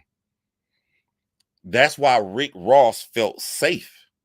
In Rick Ross' brain, I'm standing in front of white guys, and we don't fear white guys. Not only do we not fear white guys, we don't fear Canadians, period. Americans don't. But in reality, they're grown-ass men. Most of them, you're outnumbered. And Rick Ross, you have poor health hygiene. You're grossly overweight. You've done nothing to gain any kind of physical leverage. Your lack of fear is all based upon stereotypes. But when the fights start, like I said before, nothing can save you. Stereotypes can't save you. An in-shape white man is about to swing at you, my nigga. A stronger, more fit adult male who has more people with him is about to swing on you. Your Ross persona is not going to save you. It's to be the reality people put themselves in. That's why I don't let nobody get close to me. And then I don't even hide it. Like if we talking, we got some animosity, and you, I feel cool because you that far away, but you start stepping in just a little bit, and you maybe not even mean harm. All right, my nigga. All right, I'm gonna need you to stop right there. I don't know. I get you could be cool. If you cool, you won't have no problem stopping right there, but don't come close to me, my nigga. I start getting that Macon, Georgia accent. When that shit start coming through, that's when you get closer and closer. Like I'm about to slap this nigga. Yeah, they were also Hell's Angels. I know one of them was, for a fact. I don't know. I think it's a mixture. To me, to be honest, the Hell Angels guy, I think that was straight up for Drake. That had nothing to do with Canada. That was straight up for Drake. Drake repped them in the Family Matters video. I think some of them motherfuckers were just repping Canada. Like, they thinking the same thing Rick Ross thinking. Hey, you think I'm a bitch? You gotta think I'm a bitch to think that you can play some shit like that here. Also, too,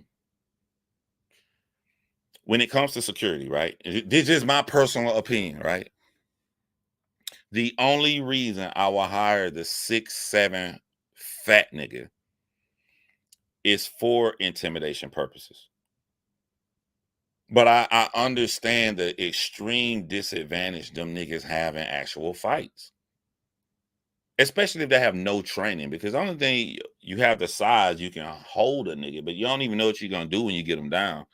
You're not in shape. You're probably gonna throw the punch right if you're in close corners to generate the most power. I would have some of them on my team because I understand how humans think. They see super huge, big size. It stops a physical altercation from ever occurring. But I'm also gonna have a team of niggas on my side. I'm gonna tell y'all. I'll mention his name if I remember. MMA fighter. He was cool with Cole Brown, training out of Macon, Georgia. Bubby. Look up MMA fighter Bubby, Macon, Georgia. I forget Bubby whole full name. Bubby was a short 5'3" white dude. Google him. My homeboy opened up a new club in North Macon. Bubby, the security guard. North Macon is the white side of town. Black side of town is east side, South Macon. You go to Riverside, there's white people at. But you know us black people, we come in and take over everything. So the new goddamn club opened on North Macon. The niggas is coming. Lying down the street full of niggas, and I hung out on both sides of town. It was weird for me to see. Like, I'm seeing nigga like, what's up? I'm cool. Everybody coming inside the club and shit. It was a weird feeling. It was like two worlds emerging. All these niggas come in. Now, y'all think about the opposites and think about how this look. Hood niggas is going to the club on the side of town they feel no threat from, North Macon. And the security guard is 5'3", a little white guy. I know Bubby is motherfucking gangster. And when I say gangster, I mean like the nigga ready to fight. The 5'3" white dude. You're not talking shit to him.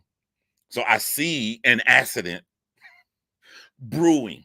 You got street niggas who have no fucking fear at all. And it ain't just Bubby. We talking about Cole Brown. Look him up. He was on the reality show, the UFC show where you go inside the house. But he's from Macon, Georgia. I think he almost won the show. He didn't win, but he had a successful career in the fucking UFC. That's Bubby homeboy. All the motherfuckers practice at forget the name of the MMA gym. Shit's still open now. So they whole crew, their entire crew are skilled killers. But 5'3". Bubby at the bar serving drinks. I'm over here chilling, whatever. I'm looking. I just want to make it. My homeboy own the club. I'm cool with these white people. I'm cool with my niggas. I want this to be a successful night for all. So I'm sitting there chilling. I go over there. About four of my niggas from the south side is sort of surrounding Bubby while he around the bar talking shit. It's not leading to nothing. There's no big ending to this story. It's just that I'm just telling y'all about optics. You know, I walked over there and I looked at my niggas. I said, look, bro. Love y'all. You don't want to do this. You don't want to do this, bro. Because Bubby just not some skilled fighter that's a nice guy. Bubby is with the shits. The nigga want to fight. The little he got little. I don't want to say he got little man syndrome. He mad at me. You 5'3" and you with the shits and you train to go inside that gym. Like they're different than most MMA gyms. To go inside that gym, you gonna fight. That's one of their reputation. Like you're gonna get punched in the fucking face. Most gyms walk you through, show you the moves, and they build up to a process that leads you to a fight. Nah, you went to Bubby, you fucking fighting, bro. A lot of people complain, like, yeah, I want to go there and learn, but them niggas be kicking your ass. Street niggas had no fear. Reputations go out the window once shit starts. None of that shit matters. None of it. I would have never played the fucking song in Canada because I'm smart enough to know that anybody with a group of people, anywhere you go to a big city, they're gonna be ready to fucking beat your motherfucking ass. They gonna feel like they got more to gain because they aren't looked at as street. You're looked at as gangster. And if we beat your motherfucking ass, it's like Highlander. I got his power. I cut nigga head off. I get all his power. Hold it down, Renee. Got that Chihuahua syndrome. Yeah. Yeah.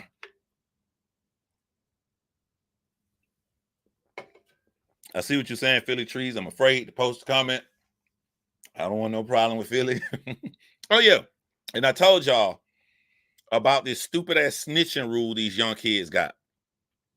I'm a civilian. You can't touch me. All right.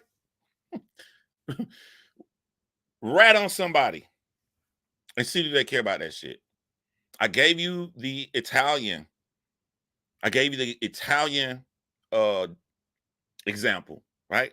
The mom and pop shops owned by them nice people in Italian neighborhoods do not snitch.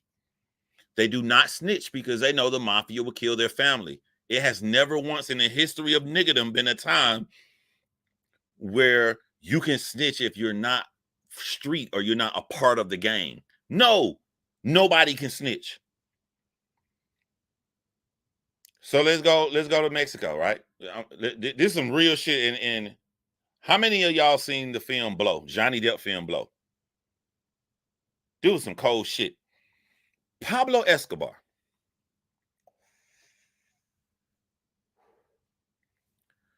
You think Pablo Escobar was walking with a brother he loved? The way that scene was set up with Pablo Escobar shaking the man's hand, putting his hand behind his back. They just walking, having a casual conversation. And then Pablo Escobar walks away and they blow his motherfucking brains out. Pablo had to kill this guy because he snitched. The reason Pablo liked the guy before he killed him, he wasn't giving him a false sense of reality, like, I'm gonna be nice and then sneak and kill you. No, that ain't what was happening in that scene. What was happening in that scene is Pablo had respect for that guy, because if that guy would not have turned himself into Pablo, Pablo Escobar was going to kill his wife and children. Pablo did not want to kill his wife and children. So the guy voluntarily turned himself in, and Pablo had nothing but respect for him before they blew his motherfucking brains out. Where in the history of niggerdom do y'all young kids get this rule that you can snitch if you are a citizen? Where did this come from? I'm trying to save your life, because when like DJ Akademiks got money, he popular, he can get security. But when you young niggas believe that shit and you go around mouthing it, and you on the street by yourself, hey, don't do that to me. I'm a civilian. Remember, you can't hit me. You can't hit me. Y'all act like saying I'm a civilian is an invisible force field that stop bullets. Y'all putting all y'all stock into being able to say I'm a civilian. You're not safe because you're a civilian. You're safe because you haven't committed the infraction. And I don't want y'all to commit the infraction and be surprised when you get your fucking head knocked off.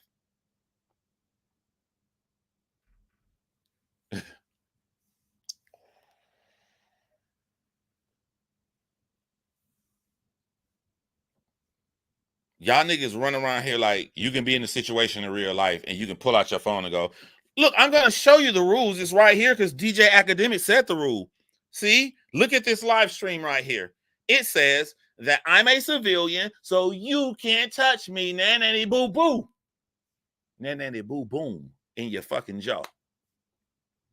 That's how y'all niggas act. I be listening to this shit and I'm like, okay, let me see how the youth thinking. All right, I need to have make sure I have a detailed conversation with my sons, because y'all ain't finna trick my kids into believing no shit like this. Y'all not finna fuck up my kid. If y'all stupid and want to do this stupid ass shit and play with your life and play with these motherfucking street niggas if you want to, y'all go do it. Knock your head off. Literally.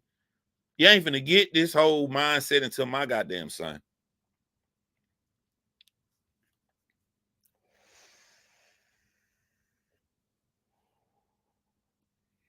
I gave you the Pablo Escobar scenario. It's never been cool to snitch. I gave you the Italian scenario.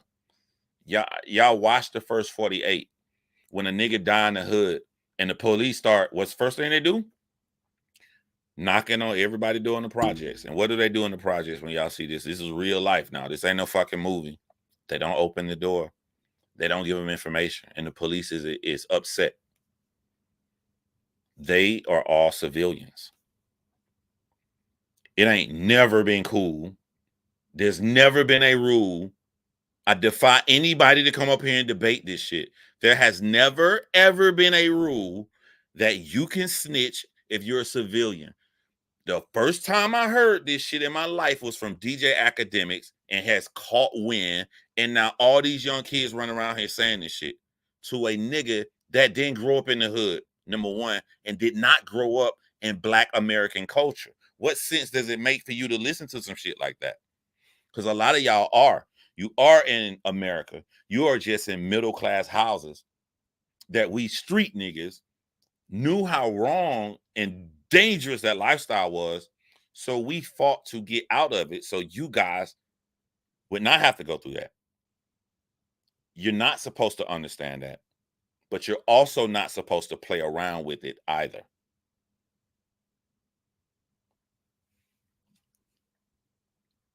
Yep. Here's the key that y'all missing. The magic trick is, if I show y'all the magic trick is there's no such thing as street niggas and civilians. It's just human beings. And you can't predict every action of a human being who they may feel that you have wronged.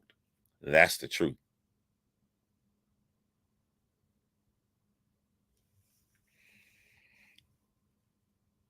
Street nigga increase the percentage that they are going to do something illegal, but they're just a human being who has a propensity to do something illegal. So that kind of mindset is going to increase that they could go to jail for something that they do. If you see it and you tell on somebody like that, they're going to want to hurt you. That's the magic trick. There is no such thing as street versus civilian. It's just human beings.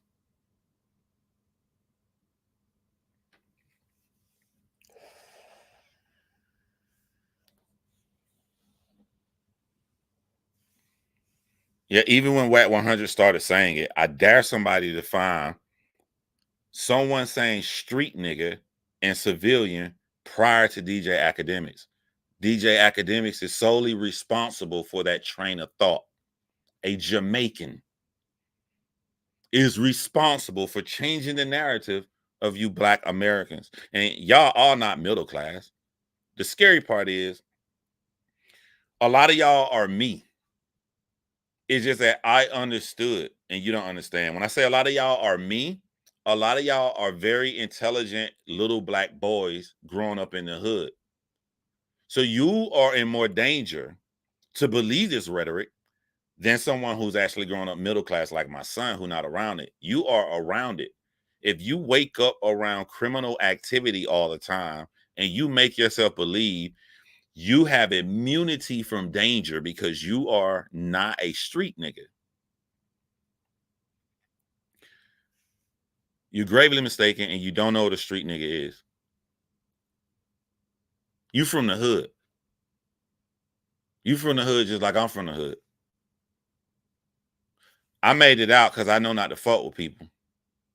I know to keep my motherfucking mouth shut. And also, too, one thing people don't talk about is whether right or wrong, you love these people.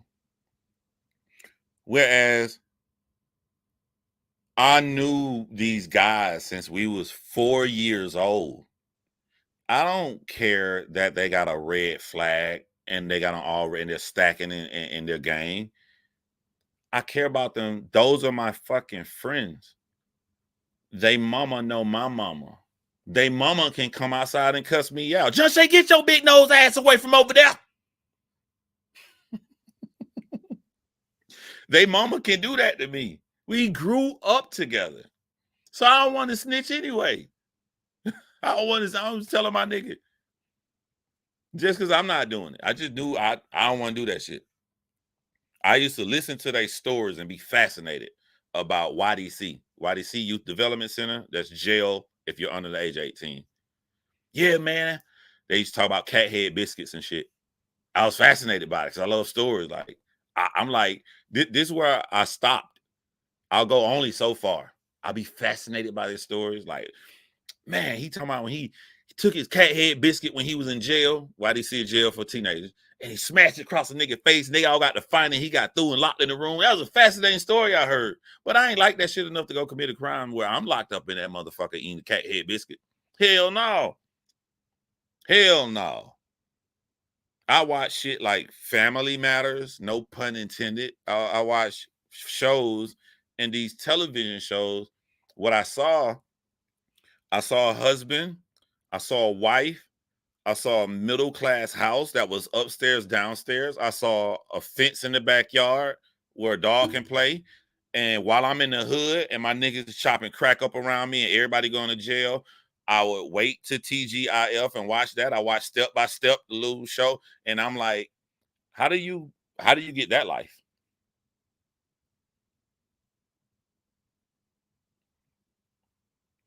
Once I figured out, like, I want that life. All right, in order to get, I can't go to jail then. I can't have a record. I'm not gonna get a good job. So I chased, I dreamt, I craved, I coveted, I wanted out. It's only fascinating when you're not inside of it. When y'all middle class niggas is running online talking that shit. I want it out.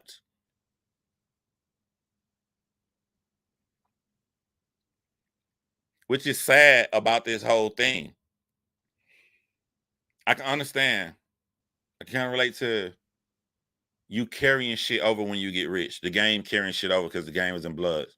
Rick Ross carrying shit over your street nigga. But like when you somebody like Drake and we literally can click play and see how you grew up in a middle class Jewish all white neighborhood, why would you want to insert yourself in shit like this? Why? Because it's not real. It's fun and games. And you don't know the rules. I thought we just playing online. Niggas talking shit about me. When something bad happened to me, I'm gonna click like. Why everybody mad at me? You don't understand. That ain't the shit you click like on. That ain't the shit you want to seem like you taking ownership of. You don't understand that. You're not from the streets.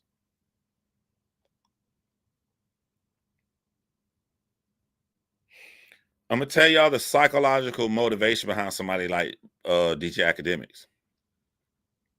Whereas Drake think that that it's just all fun and games, that it's not serious, right?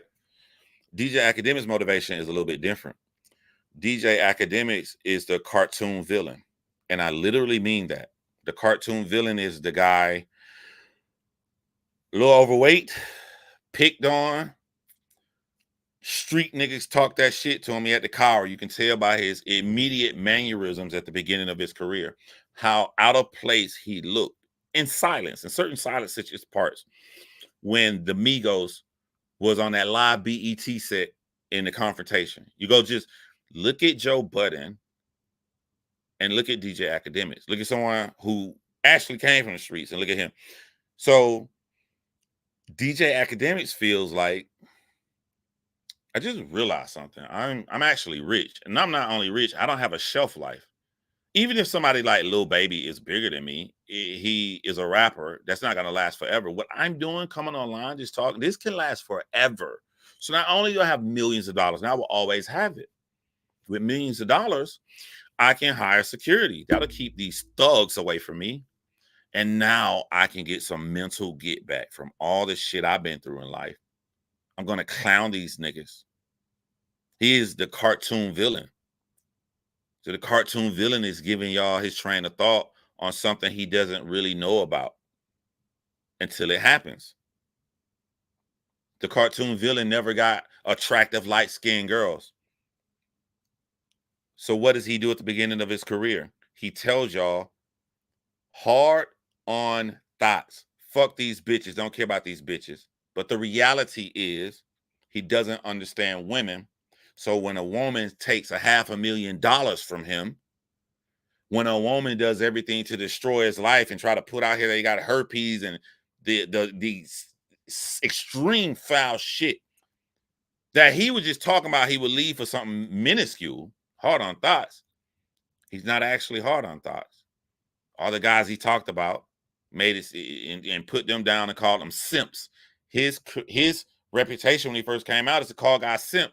He's the biggest simp of them all because there's a difference between reality and that shit you talking. So you take how he is with women as opposed to what he preach, and you tell me what you think he gonna do when he realizes that this I'm a civilian shit isn't a real bulletproof glass that can stop you from danger when you're actually in it. When you make mistakes, like getting caught at a gas station by yourself. So you take this and you increase the number of villains. It's not just DJ Akademiks versus Lil Baby. It's DJ Akademiks versus Lil Baby with a plethora of dangerous motherfuckers in Atlanta. DJ Akademiks versus Meek Mill with a plethora of dangerous motherfuckers in Philly. DJ Akademiks.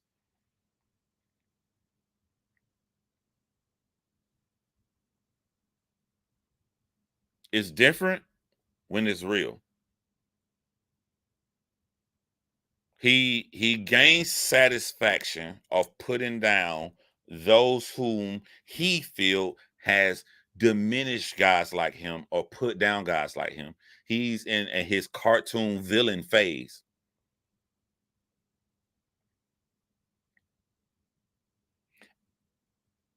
And when it's fake, when you look at it like a movie, you focus on who's the most popular.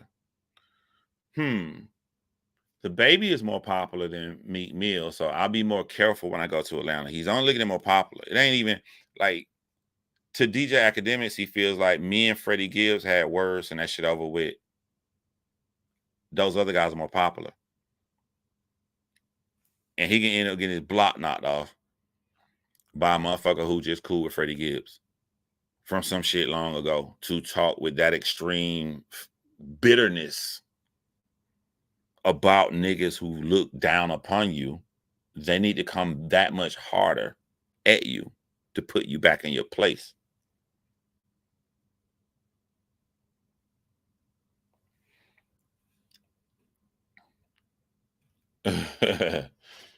Yeah, oh, somebody who you talking to, Denise? Because I would love to post a comment up here. Wack taught DJ Academics that shit verbatim online, and Wack didn't make it up. I heard New York niggas saying that first a long time ago. Most of them are immigrants like Act. You my boy, all things popping. I am open to being wrong. And maybe I catch it late. Sort of like the moonwalk dance. Everybody think Michael Jackson made the moonwalk dance because he was a popular person to put it out. Michael Jackson did not make up the moonwalk dance. Some street niggas were doing moonwalk all over America. Michael Jackson saw it, popularized it. Maybe that's what happened with this. DJ Academic saw it and popularized the I'm a civilian shit. And it could have came from, it'd be crazy that would come from the street though. I heard Kai Cenat saying it, but I heard Kai Cenat after DJ Academics. But I could be wrong. Kai could have said it first.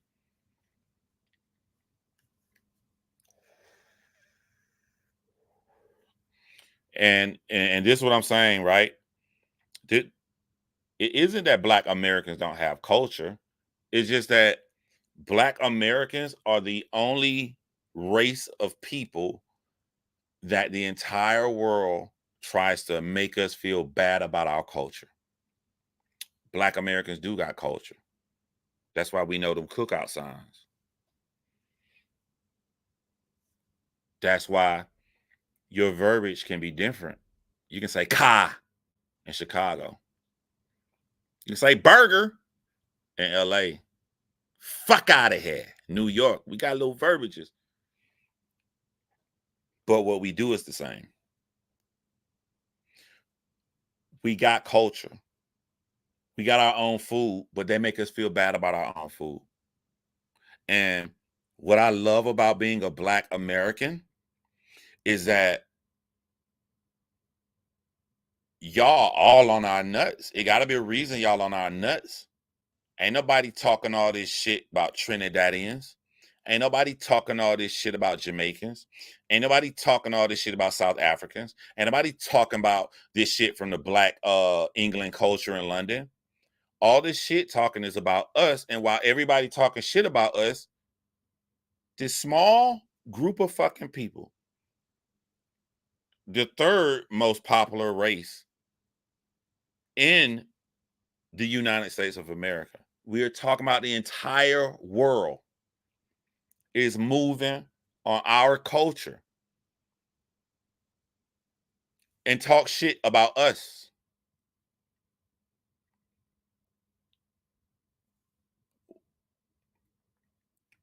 Why ain't nobody trying to do y'all music?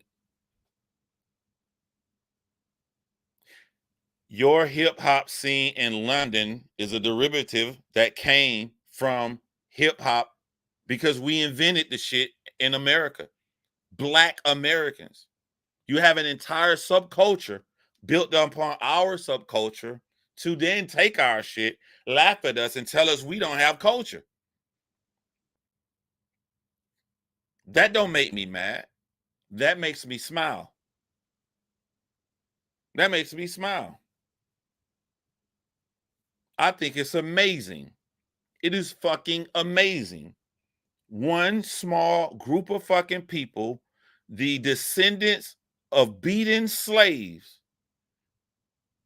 could be this much interesting to the entire fucking world. The internet has opened for all of us to catch shit in real time. So why is it, of all the fucking interviews in every country around the entire world, the number one interview came from a Black American comedian talking about beefs with other comedians? Why are we that important to everybody? We ain't got no culture and shit. Why are we this important to the entire world? Because we the shit.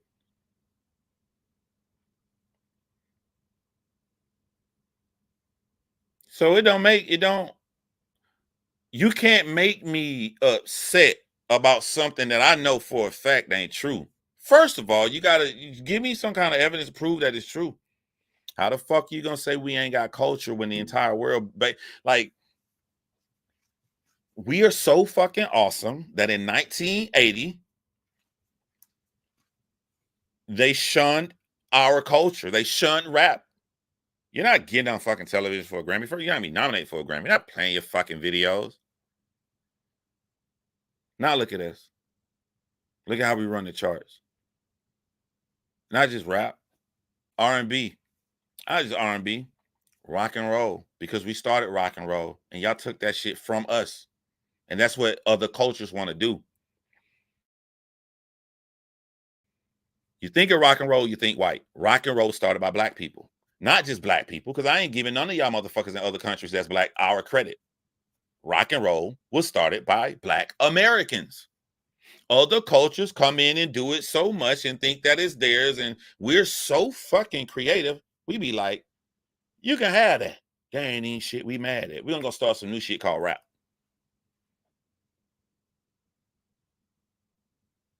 The audacity to want to take somebody else's culture, tell them they ain't got culture, and pretend like it's yours. Well, look, American rock. Look how we do it down here in London. Well, look, American rock. Bitch, you rapping. It's ours. Shut up. It's ours. It's not yours.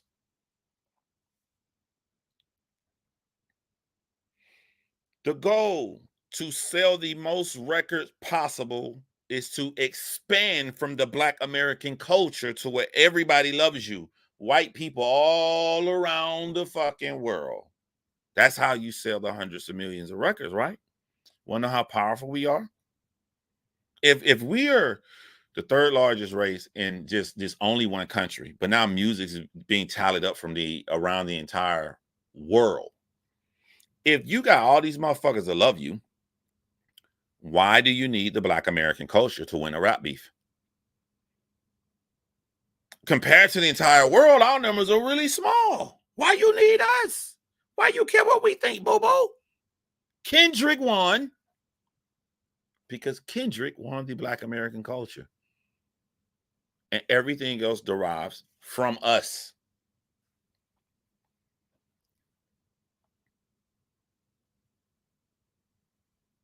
That's why we got Black Americans here that I don't agree with when they be showing all this love to Africans. I'm from Africa. Africa is Africa. Fuck all that shit. Them Africans don't like you, nigga. Them Africans think you fucking ignorant. Them Africans wait till you leave the room and talk shit about you. I dated a woman from the islands. And when I date her, I'm around island people and I get to hear shit from a culture I'm not from. And I get to hear how they really feel about Black America. You come here to take your jobs, you know? You think you're lazy and you don't want to work or do anything. And I see this. They skin the same color as mine. They look just like me, but that ain't me. I'm a motherfucking Black American, my nigga. That's the culture I'm rocking with. I don't know. Not do your thing, Nigerians. I don't want to be you. I don't want to be from Nigeria. I don't want to be Nigerian. I don't want to be South African. I don't want to put up a goddamn African flag. Fuck, I'm gonna kiss somebody's ass for that. Don't give a fuck about me. Fuck you. Fuck you. I'm riding with Black Americans. I don't give a fuck where they from. I don't give a fuck they Black Americans from the hood of the Bronx, Yonkers, Compton, Chicago. I'm with my people. You take your bastardized child that was raped and robbed away from you. You see what happens when you put human beings as a science experience inside of these conditions. And you're so far removed that you can look down upon us as Africans. You can look down upon us. I'm not going to try to convince you that that's wrong. I'm going to say, fuck you. Fuck you. I correct everybody. Anybody call you're African American, right? Hell no, I ain't African American. I'm Black American, my nigga. Talk to two of us, you'll see a difference. And I don't have to worry about the stereotype about we dumb and all this shit because I'm an intelligent man. You believe that if you want to, and you sit in a conversation with me, and we're gonna see who's gonna look like they're the most intelligent. I can disprove you through my actions, my nigga. That's how you feel. You feel look stupid.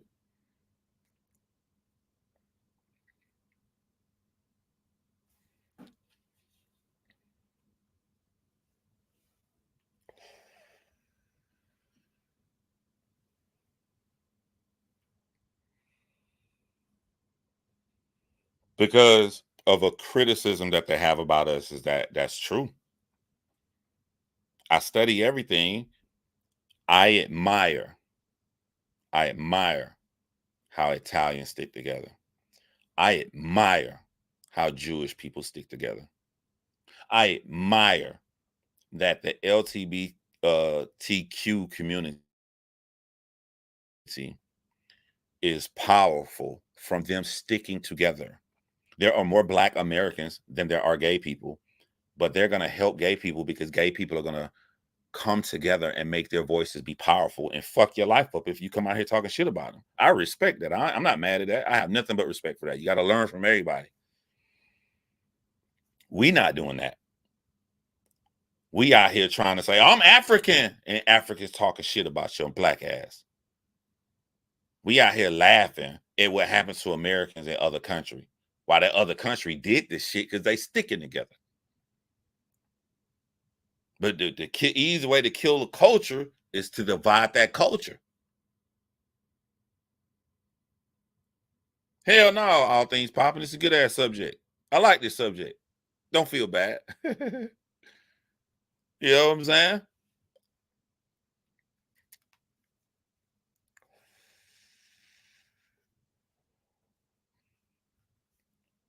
Italians are Africans.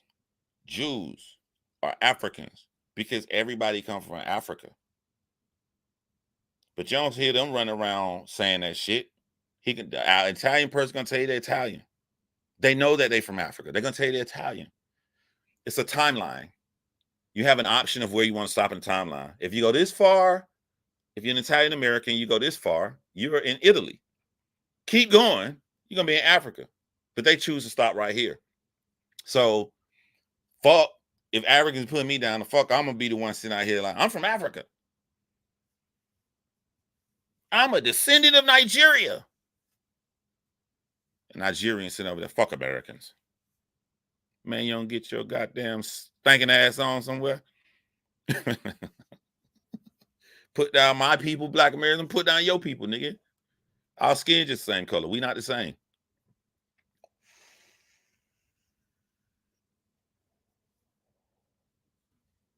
That don't mean that you should not listen to criticism. One of the biggest criticisms that Africans have about Black Americans is the family unit. I remember being in third grade. Damn, it's kind of cold now that I'm older and revisiting shit. Like the nigga said it in front of all us in the classroom. We was excited because the African person was coming and they're gonna bring their different food. Me open-minded, I just want to taste.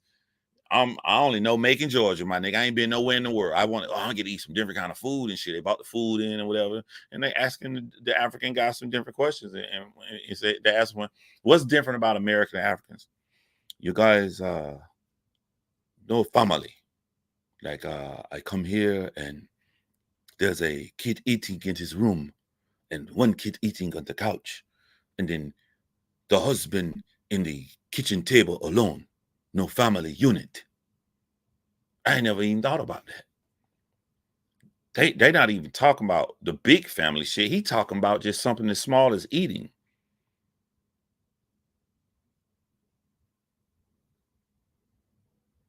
So that's what I like to do with my kids.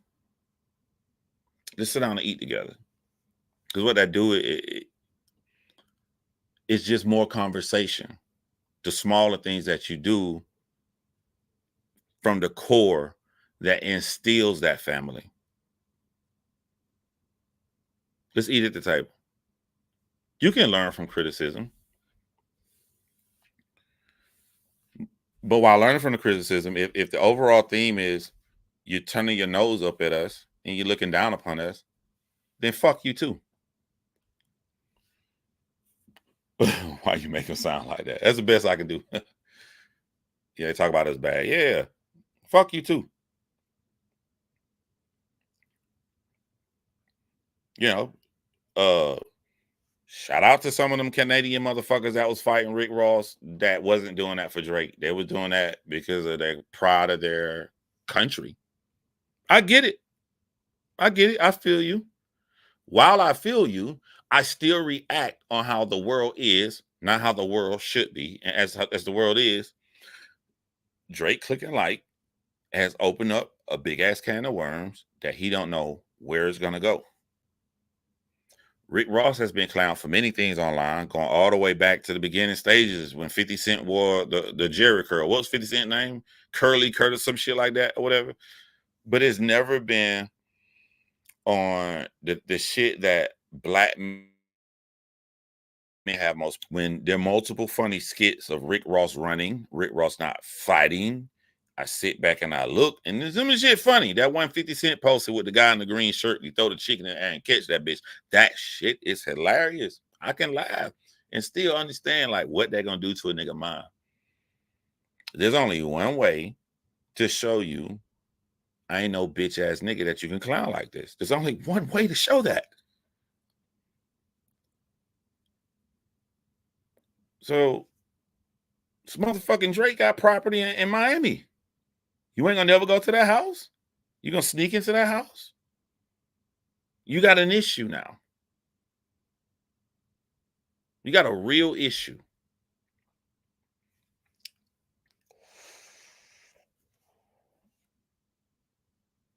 Great point. That's a comment. Same thing in the video. I got flamed. Only difference is I said white supremacy, not Nazis. He started some of this subject. I'm gonna tell you how I know I didn't start it. Love and Happiness, because my live from yesterday was me waking up, me seeing Rick Ross beat up, me seeing Drake like clicking on it and going live. I ain't watched no other videos. Luke had not made this video. I'm just a nigga who grew up in the hood and I understand how shit work. So the fact that people are having these same ideas, look at us. You can tell the lifestyle like where you come from. It's the older men who you see some gray. Look at Luke next to me. Why are all of us who ain't talked to each other, who ain't watching each other, why are all of us coming up to the same conclusion and the detrimental of how dangerous it was for Drake to click like? Because we understand. We understand, and we're not even from the same place. There's a difference between growing up in Miami, then growing up in Atlanta, then growing up in Compton, then growing up in New York. But got the same mindset and idea. We understand. I say all of that to say, especially with me not being popular or famous, me saying this out loud changes nothing. I'm just telling you what's going to happen. The people that do something or try to do something, they mind was already made up for themselves.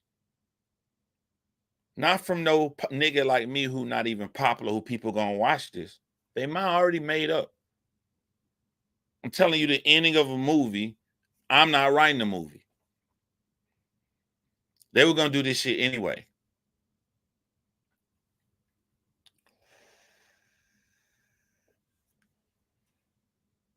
That's what I was saying. The only way Drake can get his get back from Kendrick is to fight him. Prior to Drake clicking like, prior to Drake doing this simple action right here,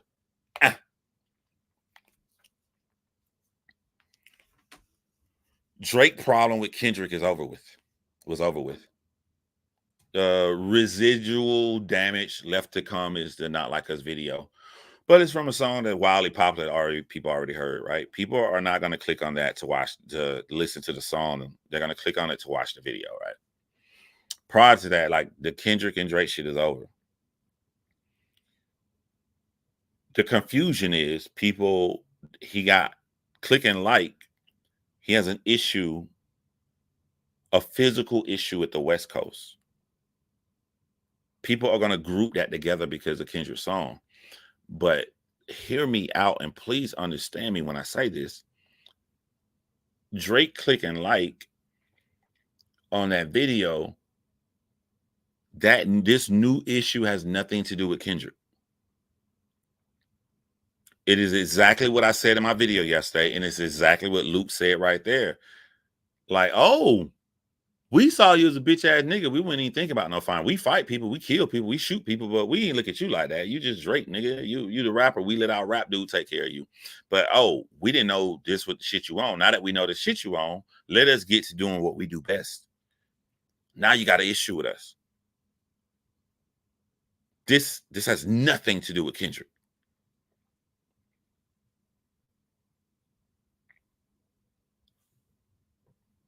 Because a lot of people are younger, there's nothing I can say in this video. There's nothing I could ever say to show the gravity or the weight of that simple decision that Drake did just to simply click like on something like that. These niggas come from a different time, different generation where they're so tough that they're used to extreme shit talking. So to them, they can't compute it. What's the big deal, bro? The niggas don't like each other. They clicking like on all kind of fucked up shit about each other. But the street nigga Rick Ross never clicked like on Drake house getting shot at because he from the street and he understand how that is. He laughed about other shit. He ain't laughed about that.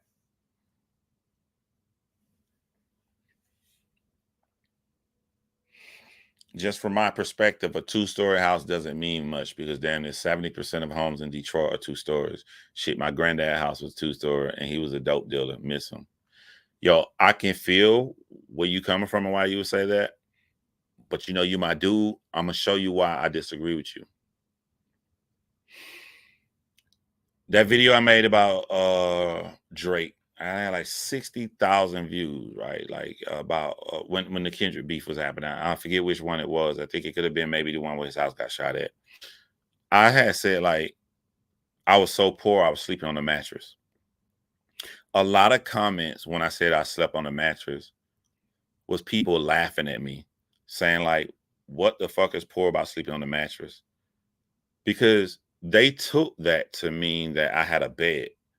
They didn't understand that they got so much fucking money. It didn't compute to them that I'm saying a simple dirty ass mattress on the floor. That was never even a thought. Say laughing and not knowing the situation. I'm talking about a dirty, broken down, 2-bedroom project in the projects called Making Homes. And y'all Google Making Homes. That shit tore it out now.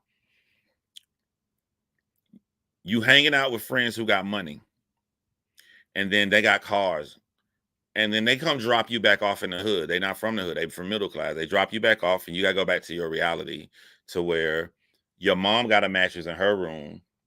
You got on the floor. You got a mattress in your room on the floor.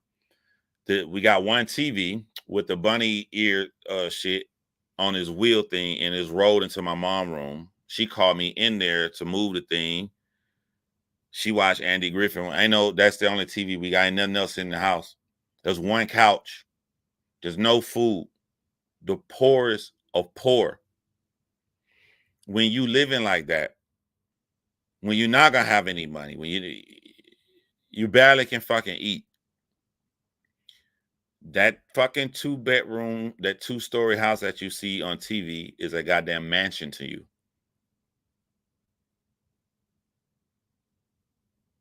That is an unfathomable lifestyle to you, even though, as you see now as an adult, as a grown man, that's not really hard to get.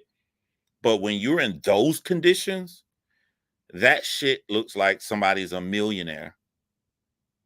You don't know nobody like that.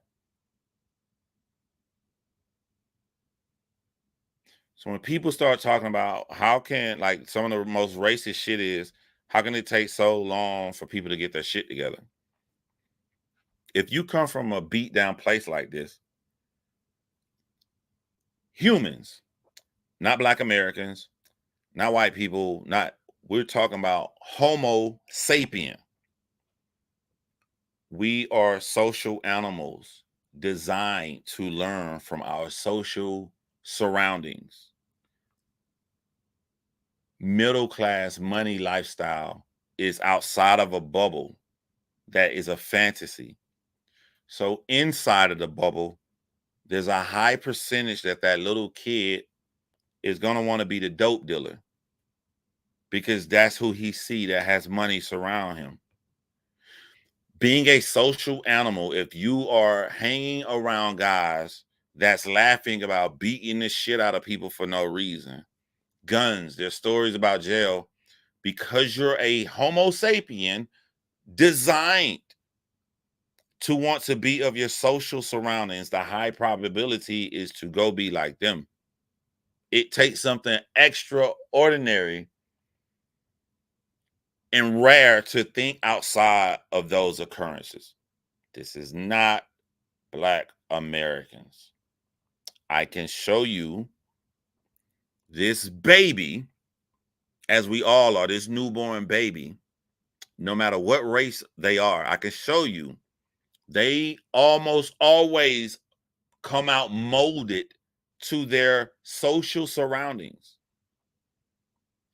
This newborn baby this time is white. And this newborn baby is growing up around privilege. And this newborn baby is hearing his dad and every motherfucker around him talk about conservatives. There's a high probability this baby is going to grow up and become a Republican. He didn't even become a Republican because he's fucking white. He became a Republican because he's a Homo sapien, and we are designed to be like our surroundings. It is unnatural to break away from that. The catch is, when someone is born into good surroundings, you don't want them to break away from that. You want them to go out and do what what their surroundings are to achieve the same success. In the hood, the social surroundings are bad. The hood is not confined to Black people. This is in every hood in the entire world. You go to Ireland, the country of Ireland, there are ghettos, there are hoods. They're not Black, they are white people. The little baby born up in the hood of Ireland, probably gonna get him some tattoos, probably gonna be good at shanking motherfuckers. That little baby is a high probability that in Ireland, he's gonna grow up to be like the rich part of Ireland. Because that other little white baby in Ireland has different surroundings. These two babies with the same skin color are going to have different outcomes because we are social animals.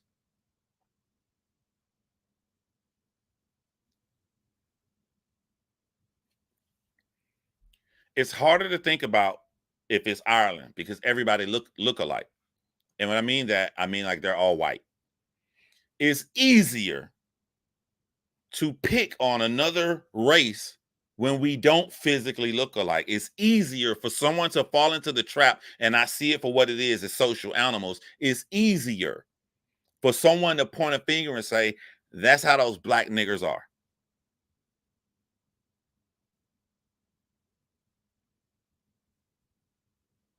But it has nothing to do with skin tone. It's just we are animals designed to be like our social surroundings. If you're a racist person, this is a fact that you don't want to hear, because it goes against your already engraved belief that we are nothing. We're just dirty niggers.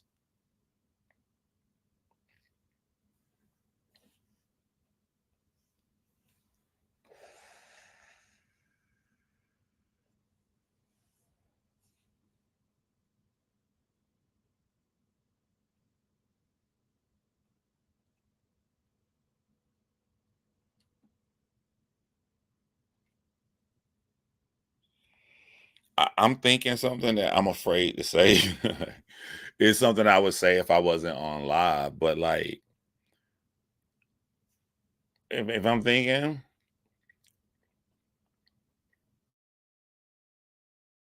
I don't even know if I want to say this, but like I don't give a fuck about these niggas, man. They rich, right? I care about the majority of numbers. I'm looking at it as numbers. I don't care that DJ Academics got Drake feeling like this. Them just two dudes. I care that DJ Academics is gonna get a lot of youthful people hurt. A lot with this ideology and this way of thinking.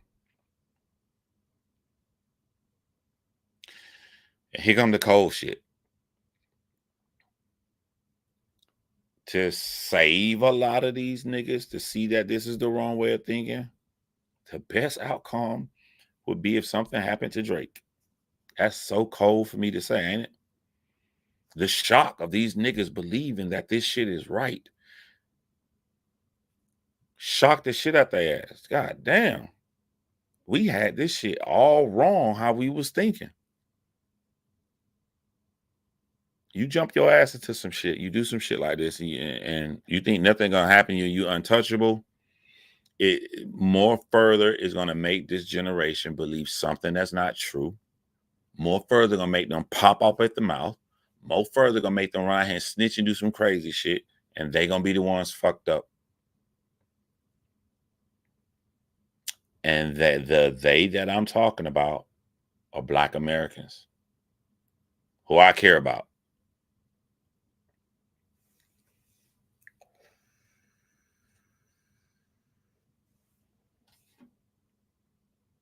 You said it, but I was thinking it. We needed examples. B. Billy, Shocker. A lot of motherfuckers watching are thinking that. A lot of people are. I say the truth on my channel because I genuinely from my heart don't want people to be getting hurt out here. And the quickest way to hurt a large majority of people is through an ideology. That's the fastest way you can build your numbers up. You can get the best gun you got. You get the best gun you got on Call of Duty. You're gonna increase your kill point. But you know how you can increase your kill point bigger than that? Get everybody to put down their controller.